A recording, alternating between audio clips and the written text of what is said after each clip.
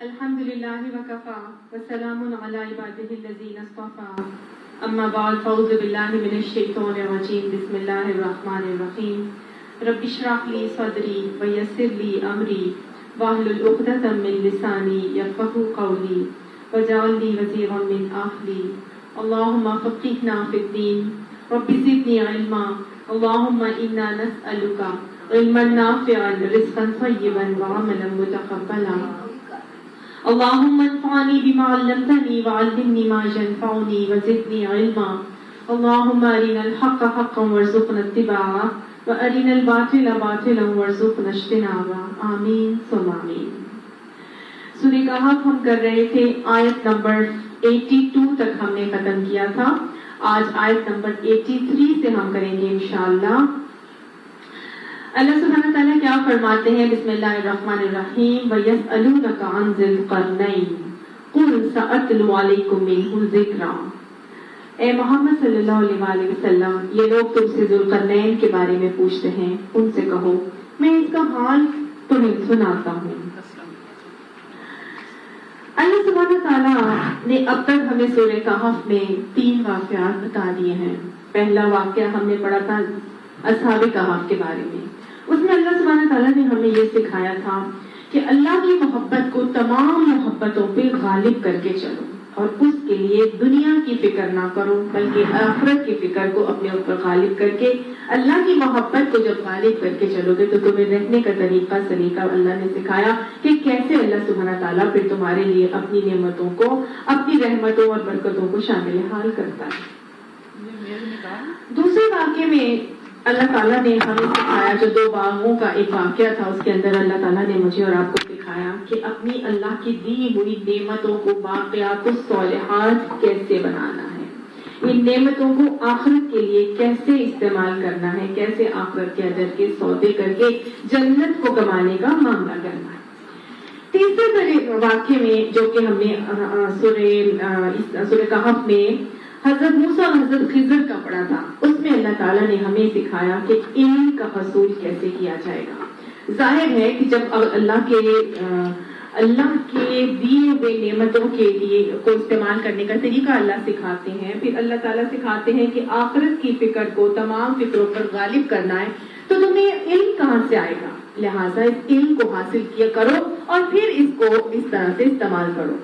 اس علم کو حاصل کرنے کا طریقہ کیا ہونا چاہیے؟ تو علم کے حصول کا سفر اللہ تعالیٰ نے مجھے اور آپ کو حضرت موسیٰ اور خضر کے واقعے سے سکھایا۔ ساتھ ساتھ اس میں یہ بھی بتا دیا گیا کہ وہ بہت ساری چیزیں یا بہت سارے واقعات جو ہمارے ساتھ زندگی میں رونما ہوتے ہیں، بظاہر ان میں ہمیں کوئی نہ کوئی تکلیف، کوئی پریشانی نظر آ رہی ہوتی ہے، لیکن اصل میں ان معاملات میں ہمارے لیے اللہ حکیم رب کی کوئی نہ کوئی حکمت پوشیدہ ہوتی ہے، اور وہ بظاہر دیکھنے والی تکلیف اصل میں ہمارے لیے باعث رحمت کی ثابت ہوتی ہے۔ یہی پڑھا تھا ہم نے۔ اب چوتھے طریقے میں اللہ سبحانہ تعالیٰ جو چوتھا قصہ یہاں بتا رہے ہیں وہ ہے ذوالقرنین کے بارے میں۔ یہاں اللہ سبحانہ تعالیٰ یہ ہمیں سمجھائیں گے کہ جو نعمتیں میں تمہیں دیتا ہوں، ان نعمتوں کو یہ سمجھو کہ یہ تمہارے لیے کیا ہے؟ آزمائش ہے۔ اور وہ شخص جس کو اللہ تعالیٰ نے بے پناہ نعمتوں سے نوازا تھا، اس نے اپنی ان تمام دنیاوی نعمتوں کو باقیات الصالحات کیسے بنایا؟ تو نعمت کا ملنا اصل میں کیا ہے؟ اللہ تعالیٰ کا امتحان کا پرچہ ہے، اور اللہ تعالیٰ ان تمام نعمتوں کو دیکھ کر مجھے اور آپ کو دیکھنا چاہتے ہیں کہ یہ نعمتیں دی ہیں میں نے، تو ان نعمتوں کو کیسے استعمال کر کے چلنا ہے۔ تو اللہ تعالیٰ یہاں پر کیا بتا رہے ہیں؟ اے محمد صلی اللہ علیہ وسلم، یہ لوگ تم سے ذوالقرنین کے بارے میں پوچھتے ہیں۔ ذوالقرنین کون تھا؟ ذوالقرنین کا مطلب اگر ہم دیکھیں، اس کا ذو کا مطلب ہوتا ہے والا، اور قرنین جو ہے وہ 2 کو کہتے ہیں، کسی ایسی قدوں کو قرن والا۔ قرن کس کو کہتے ہیں؟ تو قرن کے بہت سارے مطلب آتے ہیں۔ ایک قرن کا مطلب ہے 2 سینگ والا، ٹھیک ہے، قرن سینگ کو کہتے ہیں۔ تو قرنین کیا؟ 2 سینگ، یعنی ایک ایسا شخص ہے جو کہ 2 سینگوں والا تھا۔ قرن زلف کو بھی کہتے ہیں، یعنی ایک ایسا شخص ہے جس کی 2 زلفیں بنی ہوتی تھی، 2 چوٹیاں بنی ہوتی تھی۔ قرن کہتے ہیں کنارے کو بھی، تو دو کناروں والا، یعنی اس کی حکومت مشرق سے مغرب تک کے کناروں تک پھیلی ہوئی تھی۔ قرن کہتے ہیں سردار کو بھی، یعنی کہ وہ دو قوموں کا وہ کوئی سردار تھا۔ قرن کہتے ہیں زمانے کو، یعنی کہ وہ ایسا شخص تھا جس کو بہت زمانے آئے، دو زمانوں میں اس کی حکومت جو ہے وہ چلتی رہی، اس کی فتوحات کا سلسلہ اتنا وسیع تھا اور اتنے زیادہ عرصے تک اس نے حکومت کی۔ کوئی اللہ تعالیٰ نے اسے کوئی بہت لمبی زندگی عطا کی تھی جس میں اس نے بہت طویل عرصے تک دو زمانوں تک حکومت کی تھی۔ بیسیکلی یہ قرنین یا ذوالقرنین جو ہے یہ کسی کا نام نہیں ہے، یہ ایک لقب ہے، ٹھیک ہے، یہ ایک لقب ہے۔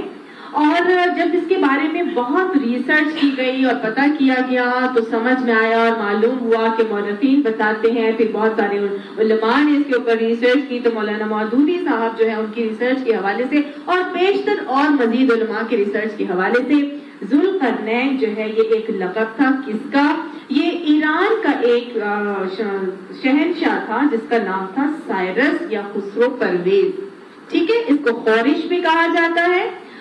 یہ وہ شخص تھا، اللہ سبحانہ تعالیٰ نے اس کو بہت زیادہ حکومت سے نوازا تھا، مال، دولت، سلطنت، عہدہ، طاقت، جوانی، خوبصورتی، علم، فہم، فراست، ہنر، اللہ نے اس کو بہت زیادہ نفری عطا فرمائی تھی، بے انتہا نعمتوں کا سے مالا مال یہ شخص تھا۔ بائبل کے مطالعے سے جو مولانا مودودی صاحب نے اس کی ریسرچ پیش کی ہے وہ یہ ہے کہ ذوالقرنین جو ہے وہ کون ہے؟ ایرانی بادشاہ ہے۔ اور اس کا عروج کب تھا؟ یہ 549 قبل مسیح سے شروع ہوا اور چند سال کے عرصے میں، تقریباً آپ کے لیے 10 سال کے عرصے میں 539 قبل مسیح میں اس نے بابل کو فتح کر لیا تھا۔ اس زمانے میں دو بڑی ریاستیں تھیں، ایک تھی میڈیا کی ریاست اور ایک تھی بابل یعنی فارس کی ریاست، ٹھیک ہے۔ میڈیا کی ریاست اس طرف ہے جہاں پہ آپ کہہ لیجئے کہ میڈیا کی ریاست سے جو ہے وہ اس کے قریب ایک اور ریاست ہے جس کو لیڈیا بھی کہتے ہیں، ٹھیک ہے۔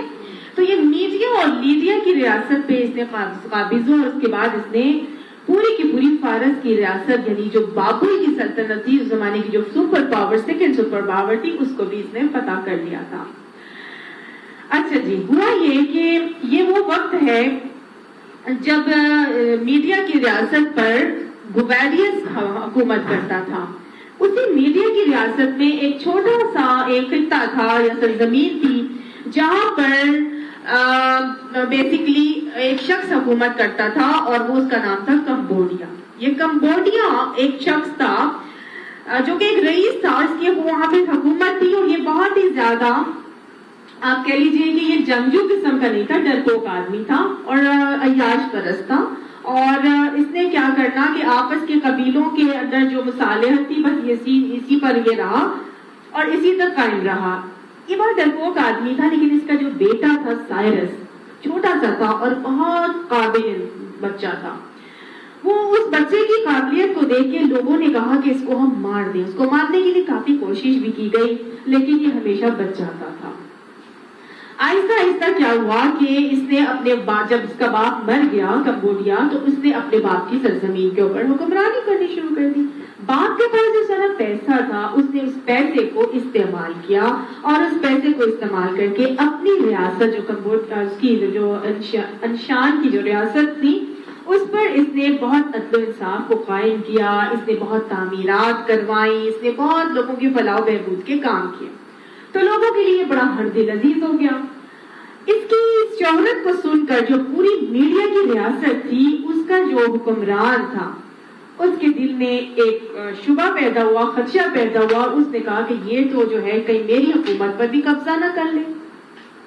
اس نے فوج کشی کرنی شروع کر دی اس کے خلاف، ٹھیک ہے، سائرس کے خلاف اس نے فوج کشی کرنی شروع کر دی۔ جب سارے کے سارے جو فوجی تھے ان کو جب یہ پتا چلا کہ یہ تو اتنا اچھا ہے، اپنے عوام کے لیے اس نے کتنے بہترین کام کیے ہیں، تو انہوں نے کیا کیا، بجائے اس کے کہ وہ اپنے حکمران کا ساتھ دیتے، انہوں نے کس کا ساتھ دیا؟ وہ خود بخود فوجی سارے کے سارے سائرس کے ساتھ ہو گئے اور انہوں نے کہا ہم تو آپ کو ہی اپنا بادشاہ بناتے ہیں۔ تو اس طرح آسانی کے ساتھ میڈیا کی پوری ریاست اس کے ہاتھ آ گئی۔ سمجھ میں آ گئی؟ یہ وہ شخص ہے جو بیسیکلی موحد تھا، اللہ کو ایک الہ مانتا تھا، ٹھیک ہے؟ حالانکہ اس زمانے میں جو لوگ تھے وہ اللہ کی وحدانیت کے قائل نہیں تھے، لیکن یہ سلیم فطرت تھا اور اس نے جو ہے وہ اللہ کی وحدانیت کا دین اس نے اختیار کیا اور یہ لوگوں کی فلاح بہبود کے لیے بے انتہا کام کرتا تھا۔ اب میڈیا کی ریاست تو اس کو مل گئی۔ میڈیا کی ریاست کے بعد اس نے جو ہے وہ شروع کیا اپنا سفر۔ کس طرف گیا؟ یہ گیا لیڈیا کی طرف۔ اب لیڈیا جب یہ میڈیا پہ قابض ہو گیا تو لیڈیا والا جو حکمران تھا اس کو ہوا کہ یہ کہیں ایسا نہ ہو کہ ہمارے اوپر بھی قابض ہو جائے، ٹھیک ہے نا؟ تو ان کو پھر خوف آیا اس سے، انہوں نے بھی اس کے خلاف لشکر کشی شروع کر دی اور اس نے کیا کیا کہ یہ لیڈیا کے پاس لیڈیا کی سلطنت کے ساتھ لڑنے کے لیے گیا اور اس نے بڑی ہی حکمت عملی سے ایسا معاملہ کیا کہ لیڈیا کی پوری حکم سلطنت بھی جو ہے وہ اس کے پاس آ گئی۔ تو میڈیا اور لیڈیا کی ریاست جو ہے وہ اس کے قبضے میں آ جاتی ہے۔ اللہ سبحانہ تعالیٰ یہاں ہمیں فرماتے ہیں کہ ہم نے اس کو زمین میں اقتدار عطا کر رکھا تھا اور اسے ہر قسم کے وسائل اور اسباب بخشے تھے۔ اس کو تو اللہ تعالیٰ نے ہر قسم کے وسائل اسباب بخشے، لیکن اس بندے نے کیا کیا؟ اس نے اپنی سارے اسبائل اور وسائل کو اور اسباب کو اپنے عیش میں استعمال نہیں کرنا شروع کیا کہ عیش میں یاد خدا ہی بھول جاتا۔ اس نے کیا کیا؟ اس نے اپنی ساری کے سارے اللہ کے دیے ہوئے اسباب، اللہ کے دیے ہوئے نعمتوں کو اور اللہ کے دیے ہوئے عہدے اور طاقت اور اقتدار کو کس لیے قائم کیا؟ وہ ہے نا میری زندگی کا مقصد تیرے دین کی سرفرازی، میں اسی لیے مسلمان، میں اسی لیے نمازی۔ تو اس نے کیا کیا؟ اس نے اللہ کے دی ہوئی تمام نعمتوں کو دین کو پھیلانے کے لیے، اللہ کے نظام کو قائم کرنے کے لیے، اللہ کی سرزمین پہ اللہ کی حاکمیت کو قائم کرنے کے لیے اس نے اپنی تمام تر کوششیں جو ہے وہ لگانی شروع کر دی۔ مجھے اور آپ کو یہاں پر یہ دیکھنا ہے کہ اللہ تعالیٰ جب نعمتیں دیتا ہے تو اس پرچہ امتحان میں یہ ایک بہترین عادل نیک اور مسلمان حکمران کس کس انداز میں اللہ کے دین کی حاکمیت کو قائم کر کے چل رہا ہے، یا یہ کہ اللہ تعالیٰ نے جو اس کو اتنی نعمتیں عطا فرمائی ہیں تو پھر کہیں ایسا تو نہیں کہ یہ باقی سارے لوگوں کی طرح خود بھی عیش میں گرفتار ہو جاتا، جو کہ اس زمانے کے پہ زیادہ تر ریاست کے جو حکمران اور سربراہ تھے وہ ایسے ہی معاملات میں گرفتار تھے۔ اب اللہ سبحانہ تعالیٰ فرماتے ہیں کہ اس نے پہلے مغرب کی طرف ایک مہم کا سامان کیا، اور یہ مغرب کی طرف جو مہم کا سامان ہے اس میں اللہ تعالیٰ فرماتے ہیں یہ مغرب کو کون سی جگہ ہے ابھی ہم آگے دیکھیں گے، حتیٰ کہ یہ کہاں تک گیا، غروب آفتاب کی حد تک پہنچ گیا تو اس نے سورج کو ایک کالے پانی میں ڈوبتے ہوئے دیکھا۔ یہ اس نے زندگی کا مقصد تو اس کا کیا ہے؟ اللہ کے دین کی سرفرازی، اور یہ اسی لیے ساری ریاستوں کو سرنڈر کرواتا جا رہا ہے اور وہاں پہ فتح یاب ہوتا جا رہا ہے، حکمرانی کے جھنڈے گاڑتا جا رہا ہے۔ یہ اپنی ریاست کو بڑھانے کے لیے نہیں بلکہ اللہ کے نظام کو نافذ کرنے کے لیے، عدل و انصاف کو قائم کرنے کے لیے، لوگوں کی فلاح و بہبود کے معاملات کرنے کے لیے اور اپنی دیوی نعمتوں کو اللہ کے بندوں کی خدمت کے لیے استعمال کرنے کے لیے جو ہے وہ لگا ہوا ہے اور جتا ہوا ہے۔ یہ غروب آفتاب کی حد تک پہنچا، یہ کون سی جگہ ہے؟ یہ ایک ایسی جگہ تھی جب یہ وہاں پر پہنچا تو ہمیں معلوم ہوتا ہے ریسرچ سے کہ یہ ایشیائی کوچک کا مغربی کوئی ساحل تھا جہاں پہ بحر ایجین جو ہے مختلف قسم کی شاخوں میں جو ہے وہ ڈیوائیڈ ہو جاتا ہے۔ تو یہاں پہ الفاظ آ رہے ہیں کہاں پہنچا، وجدہا تغرب فی عین حمیۃ، کہ اس نے دیکھا کہ سورج کہاں جا رہا ہے، عین حمیۃ، یعنی کہ کالے چشموں میں ڈوب رہا ہے۔ گویا پتلی پتلی کوئی نہریں تھی، ایک سمندر نہروں میں کنورٹ ہو گیا تھا اور اس میں اس کو لگا کہ جیسے سورج کہیں انہی میں ڈوب رہا ہے، ٹھیک ہے۔ تو یہ ایک ایسی جگہ پر پہنچا تھا۔ جب یہ وہاں پر پہنچا تو اس نے کیا دیکھا، وہاں اسے ایک قوم ملی، ہم نے کہا اے ذوالقرنین تجھے یہ مقدرت بھی حاصل ہے کہ ان کو تکلیف پہنچائے اور یہ بھی کہ ان کے ساتھ نیک رویہ اختیار کرے۔ اللہ تعالیٰ نے اس کو مخاطب کر کے کہا کہ تجھے یہ قدرت حاصل ہے کہ تو چاہے تو ان کو تکلیف پہنچا دے، چاہے ان کے ساتھ رہے، نیک رویہ اختیار کرے. عام طور پہ اس زمانے کے جو حکمران تھے وہ کرتے کیا تھے کہ وہ ظالم جابر حکمرانوں کی طرح جاتے تھے اور عوام کو جو ہے وہ کشت و خون کی ندیاں بہا دیتے تھے اور ان کے اوپر خوب مظالم کرتے اور ٹیکس ان کے اوپر لگا دیا کرتے، مختلف قسم کے ظلم و زیادتی کے معاملات کرتے تھے. لیکن یہ کون ہے؟ یہ عادل حکمران ہے، یہ مسلمان حکمران ہے. مسلمان فاتحین کبھی بھی ظلم و زیادتی نہیں کرتے. اللہ نے حالانکہ اس کو پوری اختیار دیا، پوری اجازت دی. اب جو یہاں پر ہے کہ اللہ فرما رہے ہیں کہ ہم نے اس کو کہا قالا اما من ظلم نفسہ، یعنی کہ اس نے قلنا، ہم نے کہا، یعنی کہ اللہ تعالیٰ فرماتے ہم نے کہا کہ یا ذوالقرنین، اے ذوالقرنین، گویا اللہ تعالیٰ ان سے مخاطب ہو رہے. تو کیا یہ نبی تھے؟ اللہ سبحانہ تعالیٰ اگر کسی سے مخاطب ہو رہے ہیں تو اس کا مطلب کیا ہے کہ وہ بیسیکلی نبی ہوتے. تو اس بات کو بھی ثابت نہیں کیا گیا کہ یہ نبی تھے یا نہیں، لیکن قرآن کا یہ کہنا کہ قلنا، ہم نے کہا اے یا ذوالقرنین، کہ اے ذوالقرنین، تو گویا شاید یہ نبی بھی تھے. ٹھیک ہے. اچھا، اسی بات کو لے کر ایک ہے عبد الرحمان غالباً، انہوں نے اس پہ پوری ریسرچ کی اور انہوں نے کہا کہ اس بات سے پتہ چلتا ہے کہ شاید یہ حضرت سلیمان علیہ السلام تھے. ٹھیک ہے. اور اس کی انہوں نے ریزن اور لاجک 3 چیزوں سے بتائی. ایک تو پہلی ریزن یہ کہ وہ نبی تھے تو شاید اللہ تعالیٰ نے جو انہیں اتنی وسیع اور سلطنت دی تھی حضرت سلیمان علیہ السلام کو، تو شاید وہ ایک طرف سے دوسری طرف کیسے جاتے تھے؟ ہوا کے رخ پر، کہ 1 ماہ کی مسافت منٹوں میں وہ طے کر لیتے تھے. ہوا ان کے تابع تھی. تو وہ اتنی سلطنت جو اللہ نے انہیں عطا فرمائی تھی، تو شاید یہ کون ہے؟ نبی ہے. اور نبی کون سے؟ حضرت سلیمان علیہ السلام. اس کے حوالے سے وہ 3 لاجکس پیش کرتے ہیں. پہلی لاجک میں نے آپ کو یہاں رکھی، لیکن باقی مؤرخین جو ہے وہ ان کا میوچول ایگریمنٹ اتفاق ہے کہ یہ کون تھا؟ خسرو پرویز تھا. ٹھیک ہے. لیکن عبد الرحمان، ٹھیک ہے. اب انہوں نے ایک شخص کی صرف ریسرچ ہے، ان کے 3 جواز ہیں جو کہ میں آپ کو بتا دوں گی. ادروائز زیادہ مورخین جو ہیں ہسٹورینز وہ یہی بتاتے ہیں کہ یہ کون ہے؟ یہ حضرت وہ ذوالقرنین خسرو پرویز تھا. اچھا، یہ جو خسرو پرویز ہے اس کو بیسیکلی جو یہودی ہیں وہ اپنا نجات دہندہ بھی کہتے تھے. ٹھیک ہے، کہ ہمیں اس نے نجات دلوائی دی.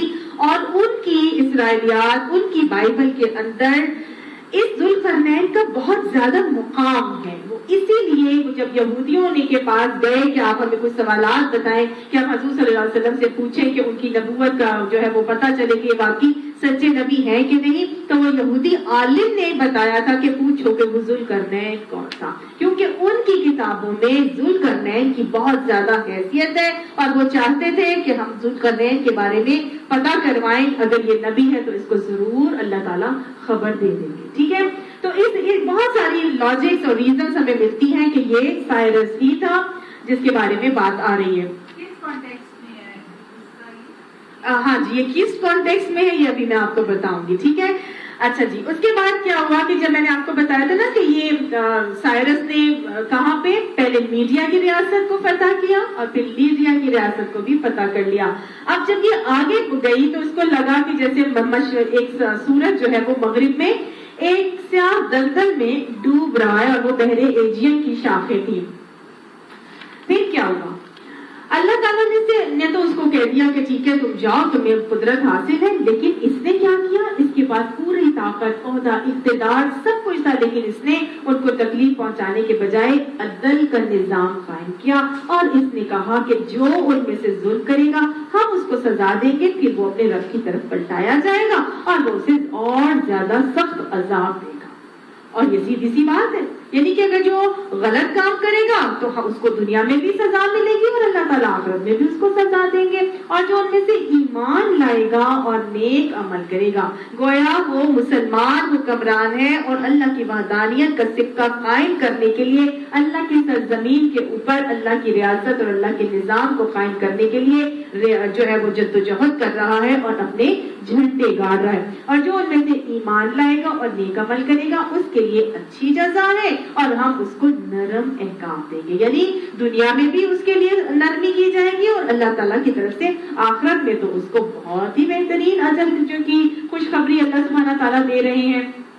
اب آپ یہاں پہ دیکھیں یہ فاتح ہے، اور فاتح کو اختیار ہوتا ہے کہ وہ مفتوح قوم کے ساتھ جو مرضی کرے، لیکن یہ وہاں پر نہ کوئی تکبر ہے، نہ کوئی گھمنڈ ہے، نہ کوئی اکڑ ہے، نہ کوئی ظلم و زیادتی کا معاملہ ہے، بلکہ ہمیں کیا ہے، عاجزی اور انکساری اور عدل کے نظام کو قائم کرنا ہے. ٹھیک ہے، تو بہترین حکمران کی بھی یہاں پر ہمیں صفات معلوم ہو رہی ہیں. پھر کیا ہوا؟ اب اتنی بڑی اس کے بعد سرزمین آ گئی تھی، میڈیا کی ریاست ہے، میڈیا کی سرزمین کے اوپر بھی یہ قابض ہو گیا ہے، اور آگے پہنچا ایک اور جگہ پہ جہاں پہ یہ کوئی بھی ایسا معاملہ نہیں ہوا. پھر کیا ہوا؟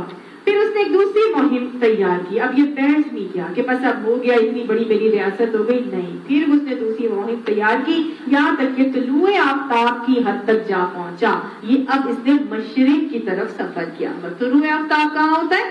مشرق کی طرف. تو مشرق کی طرف اب وہ سفر کر رہا ہے، اور ایسی جگہ پر پہنچا ہے جہاں طلوع آفتاب کی حد ہے. گویا وہاں سے اس نے دیکھا کہ اب آگے کچھ بھی نہیں ہے اور سورج وہاں سے طلوع ہو رہا ہے. یہ کون سی جگہ ہے؟ تو غالباً اس کے لیے گمان یہ کیا جاتا ہے یہ مکران کے ساحل تک پہنچ گیا تھا.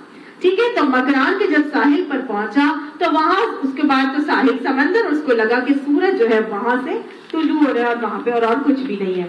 اب وہاں وہ ایسی قوم پر طلوع ہو رہا ہے جس کے لیے دھوپ سے بچنے کا کوئی سامان ہم نے نہیں کیا ہے. گویا کوئی بہت ہی جاہل اجڑ، کوئی پیڑو گوار کوئی قوم تھی جس کو یہ بھی نہیں پتا تھا کہ میں نے گھر کیسے بنانا ہے. دھوپ سے بچنے کا کوئی سامان اس کے پاس نہیں تھا، کوئی گھر بنانے کا طریقہ انہیں نہیں آتا تھا، یا پھر یہ کہ وہ لوگ آتی تھے دھوپ میں ہی رہنے کے، اٹھنا بیٹھنا سونا جاگنا بس انہوں نے دھوپ میں کرنا تھا، اور انہوں نے کوئی ان کے پاس کسی قسم کا علم نہیں تھا، نہ ہی کوئی گھر بنانے کا فن تھا.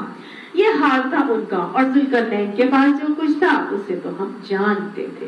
اب ذوالقرنین کے پاس جو تھا اللہ تعالیٰ فرماتے ہیں اسے تو ہم جانتے تھے. کیا ہوا جب یہ مکران کے ساحل پر وہاں گیا، وہاں پر اس نے دیکھا کہ یہاں تو ان لوگوں کو گھر ور کا کوئی کانسیپٹ ہی نہیں ہے.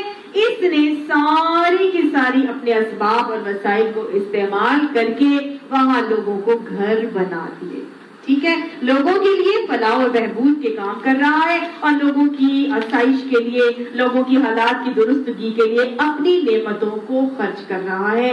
یہی اللہ کے نعمت یافتہ اور تعلیم یافتہ لوگوں کے بہترین انداز اور طریقے ہیں جو یہاں اللہ مجھے اور آپ کو سکھا رہا ہے. جو اللہ نے نعمت، فن، ہنر مجھے دیا ہے، مجھے اس سے دوسروں کو فائدہ پہنچانا ہے. ٹھیک ہے، تو یہاں پر وہ بھی یہی کر رہے ہیں. اس نے ان لوگوں کے گھر تعمیر کروا دیے.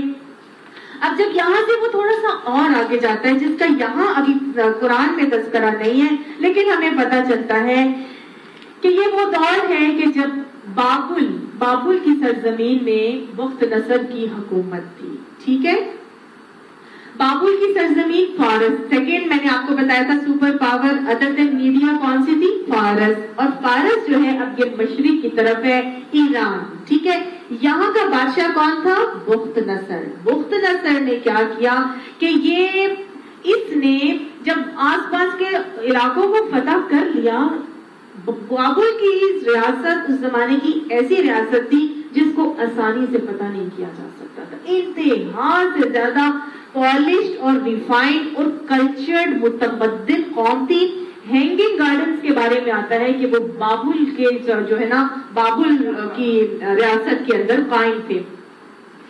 یہاں پر خسرو پرویز یہ جو بخت نصر ہے اس نے کیا کیا، یہ وہ دور ہے جب بخت نصر نے دیکھا کہ میں اب جو ہے جاتا ہوں اور اس کو شام کو فتح کرتا ہوں، بیت المقدس کی طرف جاتا ہوں. اس کی نظر اب آس پاس کے علاقوں کو قبضہ کرنے کے بعد اس نے اپنا رخ کہاں کیا؟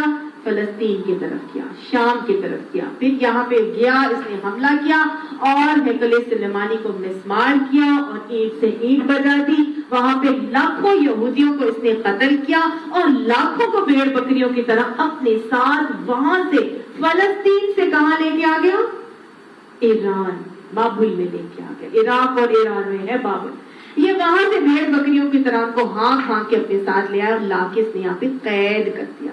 اس زمانے کے دور کے جو تھے نبی یرمیہ تھے اور ان کو بھی قتل کر دیا تھا. یہ لوگ نبیوں کو باقاعدہ قتل کر دیا کرتے تھے. اب جب یہاں پر آ گیا ہے بخت نصر لے کے آ گیا ہے یہودیوں کو، سارے ان میں حضرت عزیر علیہ السلام بھی شامل شامل تھے. یاد کریں آپ ہسٹری یاد ہے یاد. حضرت عزیر بھی ابینی میں اس زمانے کے. اب یہاں پر جب یہ پہنچ رہا ہے ہر طرف تو کون ہے یہاں پر؟ اب نبی ہیں حضرت دانیال علیہ السلام. ٹھیک ہے. حضرت دانیال علیہ السلام نے خواب میں دیکھا کہ میڈھا, ایک میڈھے کی صورت میں دیکھا ایک شخص کے میڈھا جو ہے نا وہ آ کے بابل کی سلطنت کو, دو میڈھے آپس میں لڑتے ہیں اور بابل دو سینگ والا جو میڈھا ہے وہ دوسرے میڈھے کو ختم کر دیتا ہے. تو ان کو یہ فیلنگ ہو گئی کہ یہ جو دو سینگ والا ہے نا آ کے یہاں سے یہودیوں کو نجات دلوا کے لے کے جائے گا. ٹھیک ہے. تو انہوں نے خواب کی یہ تعبیر بتائی. اب بخت نصر کا ہو گیا انتقال اور یہ پہنچا وہاں. اس نے اب کہا کہ میں اب یہاں مکران سے کہاں جاتا ہوں. بخت نصر کی حکومت کے بعد جو اب دور ہے نا, مطلب بخت نصر کے دور میں بھی اور اس کے بعد بھی. اب یہاں پہ جو نبی ہیں یہ کون سا دور ہے؟ اب یہ دانیال علیہ السلام کے بعد, حضرت یرمیہ علیہ السلام کے بعد. اب یہاں پہ نبی انہی کی, یہ جو یہودی ہے نا جن کو ہانک کے لیے آیا تھا, تو یہاں پہ کون ہے اب یہ نبی؟ یہاں پہ دانیال علیہ السلام ہے. تو اللہ تعالیٰ تو نبی یہودیوں میں بھیج رہے تھے. ٹھیک ہے. اب یہ نبی کہاں ہے حضرت دانیال علیہ السلام؟ بابل میں. سمجھ آ گئی آپ لوگوں کو؟ اب کیا ہوا کہ جب یہاں سے نکلا اس نے کہا کہ اب میں جاتا ہوں. بخت نصر کا انتقال ہو گیا ہے اور اس کا بیٹا بال شازار یہاں پہ حکمران ہے. ٹھیک ہے. بال شازار انتہائی عیاش پرست تھا, انتہائی عیش میں گرفتار تھا اور اس نے بالکل اللہ کی باتوں کو چھوڑ دیا تھا. نبی کا صرف احترام کرتا تھا کہ حضرت دانیال کو اس نے قتل نہیں کروایا تھا, لیکن سارے کے سارے عیاشیوں میں مبتلا تھا. اس کو نہیں پتا کہ جو ہے سائرس آ رہا ہے میرے اوپر حملہ آور ہونے کے لیے.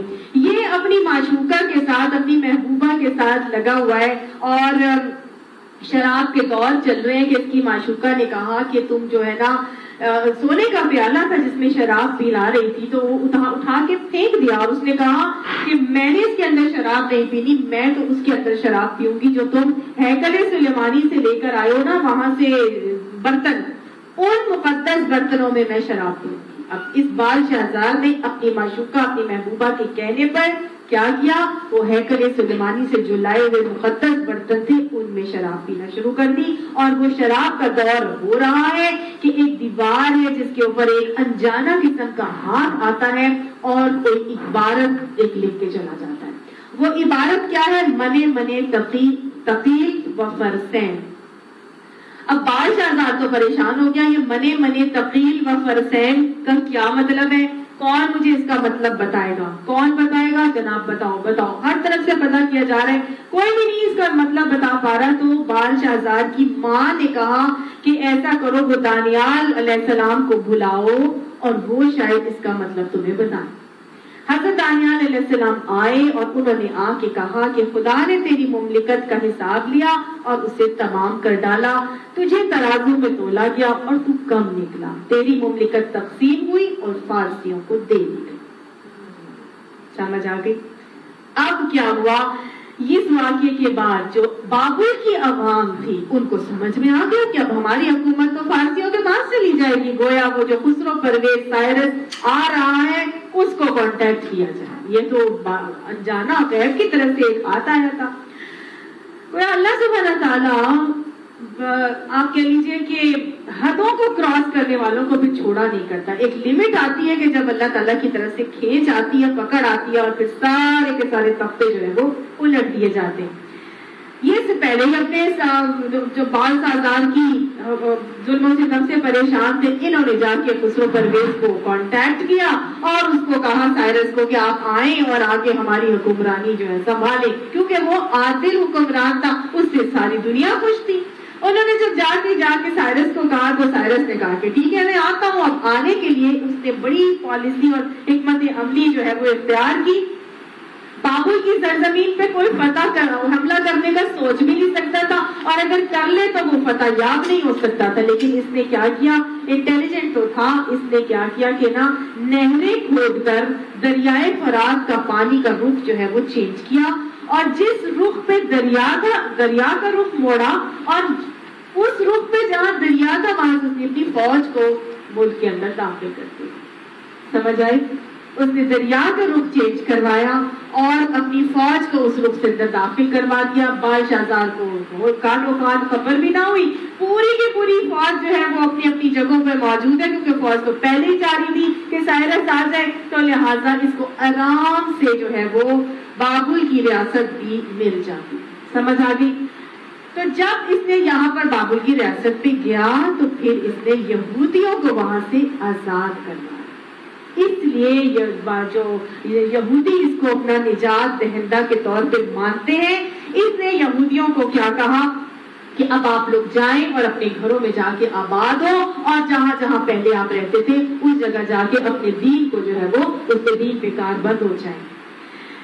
یہ تو تھا اس کا سارا معاملہ جو اس نے کیا. اور انہی میں بھی حضرت عزیر علیہ السلام جو ہے وہ واپس آتے ہیں اور راستے میں آتے ہیں انہوں نے ایک بستی دیکھی جو بالکل ہی ختم ہو چکی تھی. اس کا ہم پورا واقعہ جو ہے وہ پڑھ چکے ہیں. تو یہ پورا کا پورا ایسے اس نے ان لوگوں کو آزادی دلوائی تھی اور ان کے لیے نجات دہندہ کے طور پر جو ہے وہ بن کے سامنے آیا تھا. اچھا, اس کے بعد اب کیا ہوا؟ اب مشرق میں بھی آ گیا, مغرب میں بھی آ گیا, 2 سرزمینیں اس نے فتح کر لی. اللہ تعالیٰ نے اس کو دنیا کی بہترین سپر پاورز کا حکمران بنا دیا تھا. لیکن ابھی بھی اس کے اندر کوئی غرور, کوئی تکبر نہیں ہے. ابھی بھی یہ عادل حکمران ہے, عاجزی اور انکساری اس کے اندر ہے, اور ہر قسم کی لوگوں کی فلاح و بہبود کے کام کرنے کے لیے تیار ہے. کوئی اس کے اندر عیش میں یاد خدا بھول جانے کا رویہ نہیں آ رہا. ایسے ہونے چاہیے عادل حکمران, اور ایسا تھا یہ عادل حکمران. آگے اس نے کیا کیا؟ پھر اس نے ایک اور مہم کا سامان کیا. اب یہ تیسری مہم پر نکلا ہے. اب یہ تیسری مہم کون سی ہے یہاں نہیں بتایا گیا قرآن میں کہ وہ شمال کی طرف گیا تھا, نہیں ہے نا. اللہ تعالیٰ نے کیا بتایا؟ ثم اتبع سببا. پھر اس نے ایک اور مہم کا سامان کیا. وہی بات ہے کہ میرے دین کا مقصد, میری زندگی کا مقصد تیرے دین کی سرفرازی. میں اسی لیے مسلمان, میں اسی لیے نمازی. اس کے زندگی کا مقصد ہی اللہ کے دین کی سرفرازی تھی. لہٰذا یہ نکلا اور اب اس نے اپنا رخ جو ہے وہ شمال کی جانب کیا. یہ ہمیں تاریخ سے پتہ چلتا ہے. شمالی جگہ پر یہ اب کون سی جگہ پہ جاتا ہے؟ تو شمال میں ہے کوجکستان, منگولیا, جو کون سا چین کا علاقہ, شمالی چین, کوریا, روس کے جنوبی حصے کو یہ اس نے جا کے انویٹ کیا. اور جب یہ وہاں پر پہنچا, اسی جگہ کو بیسیکلی ماجوج بھی کہا جاتا ہے. ٹھیک ہے, یہ وہاں پر جب گیا, یہ جب وہاں پر پہنچا تو پھر کیا ہوا؟ یہاں تک کہ جب 2 پہاڑوں کے درمیان پہنچا, تو اب پہاڑوں سے بھی پتہ چل رہا ہے کہ یہ کوئی گویا شمالی سلسلہ تھا. پہاڑوں کو, کیونکہ پہاڑ یوزلی شمالی ایریا میں زیادہ پائے جاتے ہیں. پوری کے پوری رینجز, قراقرم اور ہندوکش ماؤنٹینز اور سب کہاں ہیں؟ وہ شمالی علاقے کی طرف. بہرحال یہ اس طرف گیا جہاں پہاڑی سلسلہ تھا. 2 پہاڑوں کے درمیان پہنچا تو اسے ان کے پاس ایک قوم ملی جو مشکل ہی سے کوئی بات سمجھتی تھی. کوئی ایسی قوم تھی جو ایسی زبان بولتی تھی کہ جو نہ اس کی زبان ان کو سمجھ آتی تھی, نہ اس کی زبان ان کو سمجھ میں آتی تھی. یا یہ کہ جو مشکل ہی سے کوئی بات سمجھتی تھی, یا اس کا مطلب یہ بھی ہے کہ کوئی بہت ہی زیادہ کوئی انلٹریٹ قسم کی قوم تھی, یا یہ کہ ان کی بولی بہت ڈفرینٹ تھی, یا یہ کہ وہ اپنے آپ کو اتنا کچھ سمجھتے تھے کہ وہ دوسرے کو کچھ نہیں سمجھتے تھے.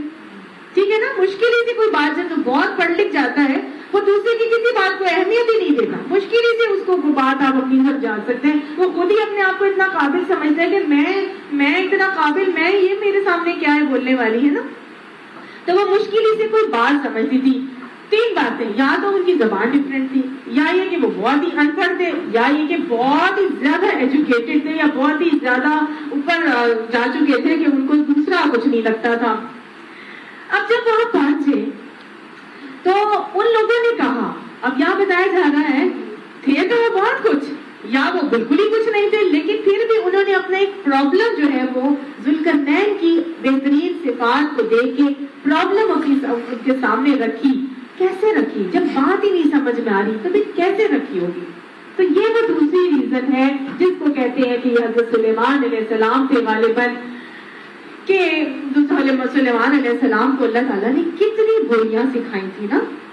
وہ تو پرندوں کی، چونٹیوں کی، جانوروں کی، سب کی، جنات کی، انسانوں کی، سب کی بولیاں سمجھ لیتے تھے. تو یہ دوسرا پوائنٹ ہے ان کا کہ شاید جب وہ بات ہی کوئی نہیں سمجھ سکتے تھے تو پھر ان کی بات حضرت سلیمان علیہ السلام نے کیسے ان سے بات چیت کی ہوگی. ٹھیک ہے، بہرحال انہوں نے کیا کہا. اب باتیں تو اشارے میں بھی سمجھائی جا سکتی ہیں کہ اشارتاً انسان سمجھا دیتا ہے، گونگے بھی اپنی اشاروں کی زبان میں بہت ساری بات سمجھا دیتے ہیں. ان لوگوں نے ذوالقرنین سے کیا کہا کہ اے ذوالقرنین، یاجوج اور ماجوج اس سرزمین پہ فساد پھیلاتے ہیں. اچھا جی، یہاں تک پہنچنے سے پہلے ابھی میں آپ کو تھوڑی سی اور بات بتا دوں کہ یہ یاجوج اور ماجوج جو ہیں اس سرزمین میں فساد پھیلاتے ہیں. گویا یاجوج ماجوج ایک قوم تھی جو وہاں آباد تھی اور فسادی قوم تھی جو وہاں پہ فساد پھیلانے والا کام کر رہی تھی، جس سے وہ لوگ بہت تنگ تھے. اور انہوں نے کہا کہ یہ جو یہاں پہ فساد پھیلا رہے ہیں تو پھر کیا ہم تجھے کوئی ٹیکس اس کام کے لیے دیں کہ تو ہمارے ان کے درمیان ایک بند تعمیر کر دے. یعنی ہم تو دیکھ رہے ہیں کہ آپ تو ہم سے کچھ لے ہی نہیں رہے، کوئی جزیہ، کوئی ٹیکس، کوئی ہمارے اوپر کوئی آپ لمیٹیشنز لگا دیں، کوئی پابندیاں لگا دیں، یا ہمارے ساتھ کچھ آپ ہم ایسا کریں کہ آپ ہمارا ایک کام کر دیں، چاہے اس کے لیے آپ کو جتنے بھی پیسے چاہیے ہم آپ کو دینے کے لیے تیار ہیں. یعنی کہ ہم آپ کو کوئی ٹیکس دے دیں، آپ ہم سے کچھ چاہتے ہیں، جو مرضی آپ ہمیں کہیں گے ہم دے دیں گے، لیکن کیا کریں آپ ان کے اور ہمارے درمیان ایک بند تعمیر کر دیں، ایک دیوار کو قائم کر دیں تاکہ وہ ہمارے آپ کی طرف آ کے ہمیں نقصان نہ پہنچا سکے، ہم پر ظلم و زیادتی اور فتنے فساد نہ کر سکیں. تو یہ یاجوج اور ماجوج گویا اس وقت وہاں آ کے ان کو تنگ کیا کرتے تھے، فتنہ فساد کیا کرتے تھے. یاجوج اور ماجوج کو کے فتنے سے بچنے کے لیے انہوں نے کیا کیا، اس نے کہا جو کچھ میرے رب نے مجھے دے رکھا ہے وہ بہت ہے. یعنی اس نے یہ نہیں کہا کہ ہاں ٹھیک ہے تم جو ہے وہ 50,000 روپے کا ٹیکس جو ہے وہ میرے اوپر لگا دیتا ہوں، سارے لوگ جو ہے وہ اتنے پیسے دیں گے اور پھر یہ چیز ہوگی. نہیں، اس نے کہا کہ نہیں، میرے رب نے مجھے بہت کچھ دے، کوئی تکبر، کوئی گھمنڈ نہیں ہے. پھر کیا کہہ رہا ہے کہ میرے پاس جو ہے وہ بہت کچھ ہے، تم کیا کرو بس محنت سے میری مدد کرو تو میں تمہارے اور ان کے درمیان بند بنائے دے دیتا ہوں. یعنی محنت دو، مین پاور، مجھے صرف مین پاور چاہیے، علم بھی میرے پاس ہے، ہنر بھی میرے پاس ہے، طریقے بھی مجھے آتے ہیں، میں یہ سارے معاملات تمہارے ساتھ کر بھی سکتا ہوں کہ تمہیں ان کے فساد سے بچانے کے اہتمام کر دوں، لیکن مین پاور چاہیے، لوگ چاہیے، میں اکیلا نہیں کر سکتا. مجھے لوہے کی چادریں لا کر دو، دیوار بھی بناؤں گا لیکن اس دیوار کو پکا بھی بناؤں گا کہ وہ ٹوٹ نہ پائے. لوہے کی چادریں لا کر دو. آگے جب دونوں پہاڑوں کے درمیان خلا کو اس نے پاٹ دیا تو لوگوں سے کہا کہ اب آگ دہکاؤ. خلا کو پاٹ دیا، دو پہاڑوں کے درمیان کوئی بہت بڑا درہ تھا جہاں سے وہ آ سکتے تھے، تو اس درے کو اس نے پاٹ دیا، دیوار لگا دی، اس کے قائم کر دی. اب اس دیوار کو پکا کرنے کے لیے اس نے کیا کیا، اس پہ اس نے کہا اب آؤ اور اس پہ آگ دہکاؤ. آگ دہکا کے اس نے اس کے اوپر لوہے کی چادریں لگائی اور لگا کے آگ دہکا کے اس کو پکا فکس کر دیا. حتیٰ کہ جب یہ آہنی دیوار بالکل آگ کی طرح سرخ ہو گئی تو اس نے کہا لاؤ اب میں اس پر پگھلا ہوا تانبا انڈے لوں گا. اب لوہے کو فکس کرنے کے بعد اس نے کہا اب تانبا لے کے آؤ، میں اس پر تانبے کو پگھلا کے اس کے اوپر انڈے لوں گا. یہ بند ایسا تھا کہ یاجوج اور ماجوج اس پر چڑھ کر بھی نہیں آ سکتے تھے اور اس میں نقب لگانا تو ان کے لیے اور بھی زیادہ مشکل تھا. ٹھیک، اتنا پکا اس نے جو ہے وہ بند تعمیر کر دیا. اب اس نے جو تانبا استعمال کیا تھا تو یہ تیسرا ریزن ہے یہ کہنے کا کہ یہ گویا حضرت سلیمان علیہ السلام تھے، کیونکہ تانبا جو ہے وہ ان کے ہاتھ میں نرم تھا. اللہ تعالیٰ نے تانبا جو ہے ان کی دور میں ان کے ہاتھ میں تانبے کا ہنر دیا تھا اور اس تانبے کو استعمال کر کے ان کی برانس بیچ تھی نا، تو وہ کیا کرتے تھے، تانبے سے مختلف کام لیا کرتے تھے. تو یہ تیسرا ریزن ہے ان کو سلیمان علیہ السلام کہنے کا. بہرحال ضروری نہیں ہے کہ یہ وہ ہو، لیکن یہ کہ اس زمانے یہ جو خسرو پرویز کا ٹائم ہے اس وقت بھی تانبے کو ہو سکتا ہے اس نے استعمال کر لیا. اس نے اس دیوار کو اتنا پکا بنا دیا اور پھر جب اس نے یہ سارے کے سارے معاملے کر کے ان کو سیکیور کر دیا یاجوج ماجوج سے، تو ذوالقرنین نے کہا کہ یہ تو میرے رب کی رحمت ہے، ھذا من فضل ربی، یہ تو میرے رب کے فضل سے ہوا ہے، یہ تو میرے رب نے رحمت کی ہے کہ یہ میں میں نے سارا معاملہ تمہارے ساتھ کر دیا، میرا اس میں کوئی کمال نہیں، میرا کوئی اختیار نہیں تھا، رب نے مجھے وہ فہم فراست علم ہنر دیا، تم لوگوں نے نفری پرووائڈ کی، اور پھر دیکھو یہ اللہ نے اپنی رحمت کے ذریعے سے کیا کیا، ہمیں اس قابل بنا دیا کہ ہم نے ان پہاڑوں کے درمیان اتنی بڑی طویل القامت پہاڑوں کے برابر کے اس پہ چڑھ کے بھی یاجوج ماجوج نہیں آ سکتے تھے، تو یہ میں نے قائم کر دی، گویا یہ اللہ کی رحمت ہے، اور لیکن جب میرے رب کے وعدے کا وقت آئے گا تو وہ اس کو پیوندے خاک کر دے گا، اور میرے رب کا وعدہ تو برحق ہے، گویا رب کے وعدے کا وقت آئے گا، پھر اللہ کی رحمت جو ہے وہ نہیں رہے گی۔ اللہ کا وعدہ کب آئے گا؟ یا تو قیامت کے قریب آئے گا یا قیامت میں آئے گا، اور ہمیں معلوم ہے حدیث کے حوالے سے کہ قرب قیامت کی 10 بڑی نشانیوں کے اندر خروج یاجوج اور ماجوج بھی ایک بڑی نشانی، معلوم ہے نا ہمیں؟ حضرت حضور صلی اللہ علیہ وسلم نے جو ہمیں بے شمار احادیث بتائی تھی، ہم نے اس کو دجال، حضرت امام مہدی اور پھر دجال کے خروج اور پھر دجال کو مارنے تک ہم پڑھ چکے تھے، پھر حضرت عیسیٰ علیہ السلام کے آنے کے بعد جو ہے وہ دجال کو کس طرح حضرت عیسیٰ علیہ السلام جو ہے وہ قتل کرتے ہیں، ہم یہاں تک کر چکے تھے۔ حضرت عیسیٰ علیہ السلام کا دور ہوگا یا اس کو قتل کیا جا چکا ہوگا دجال کو، اب کیا ہوگا کہ یاجوج اور ماجوج کی یورش ہو جائے گی، یاجوج اور ماجوج نکل آئیں گے۔ حدیث میں آتا ہے آپ صلی اللہ علیہ وسلم نے فرمایا کہ دجال کو قتل کرنے کے بعد اللہ تعالیٰ حضرت عیسیٰ علیہ السلام پر وحی بھیجے گا، میں نے اپنے ایسے بندے نکالے ہیں کہ ان سے لڑنے کی کسی میں طاقت نہیں ہے، لہذا آپ میرے مسلمان بندوں کو کوہ طور کی پناہ میں لے جائیں۔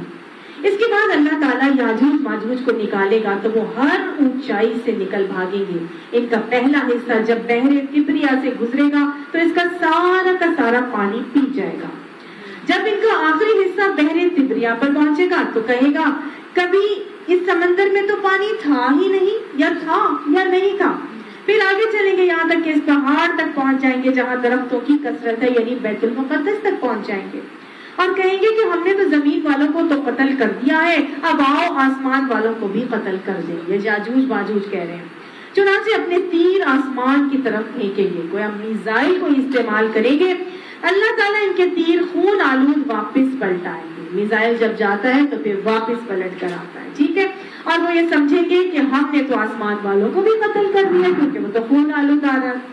اس دوران عیسیٰ علیہ السلام اور ان کے مسلمان ساتھی کوہ طور پر محصور ہوں گے اور ان کا سامان خود و نوش ختم ہو جائے گا، حتیٰ کہ ایک بیل کا سر 100 دینار سے بہتر ہوگا۔ چنانچہ عیسیٰ علیہ السلام اور ان کے ساتھی اللہ تعالیٰ سے اس مصیبت سے نجات کے لیے دعا کریں گے۔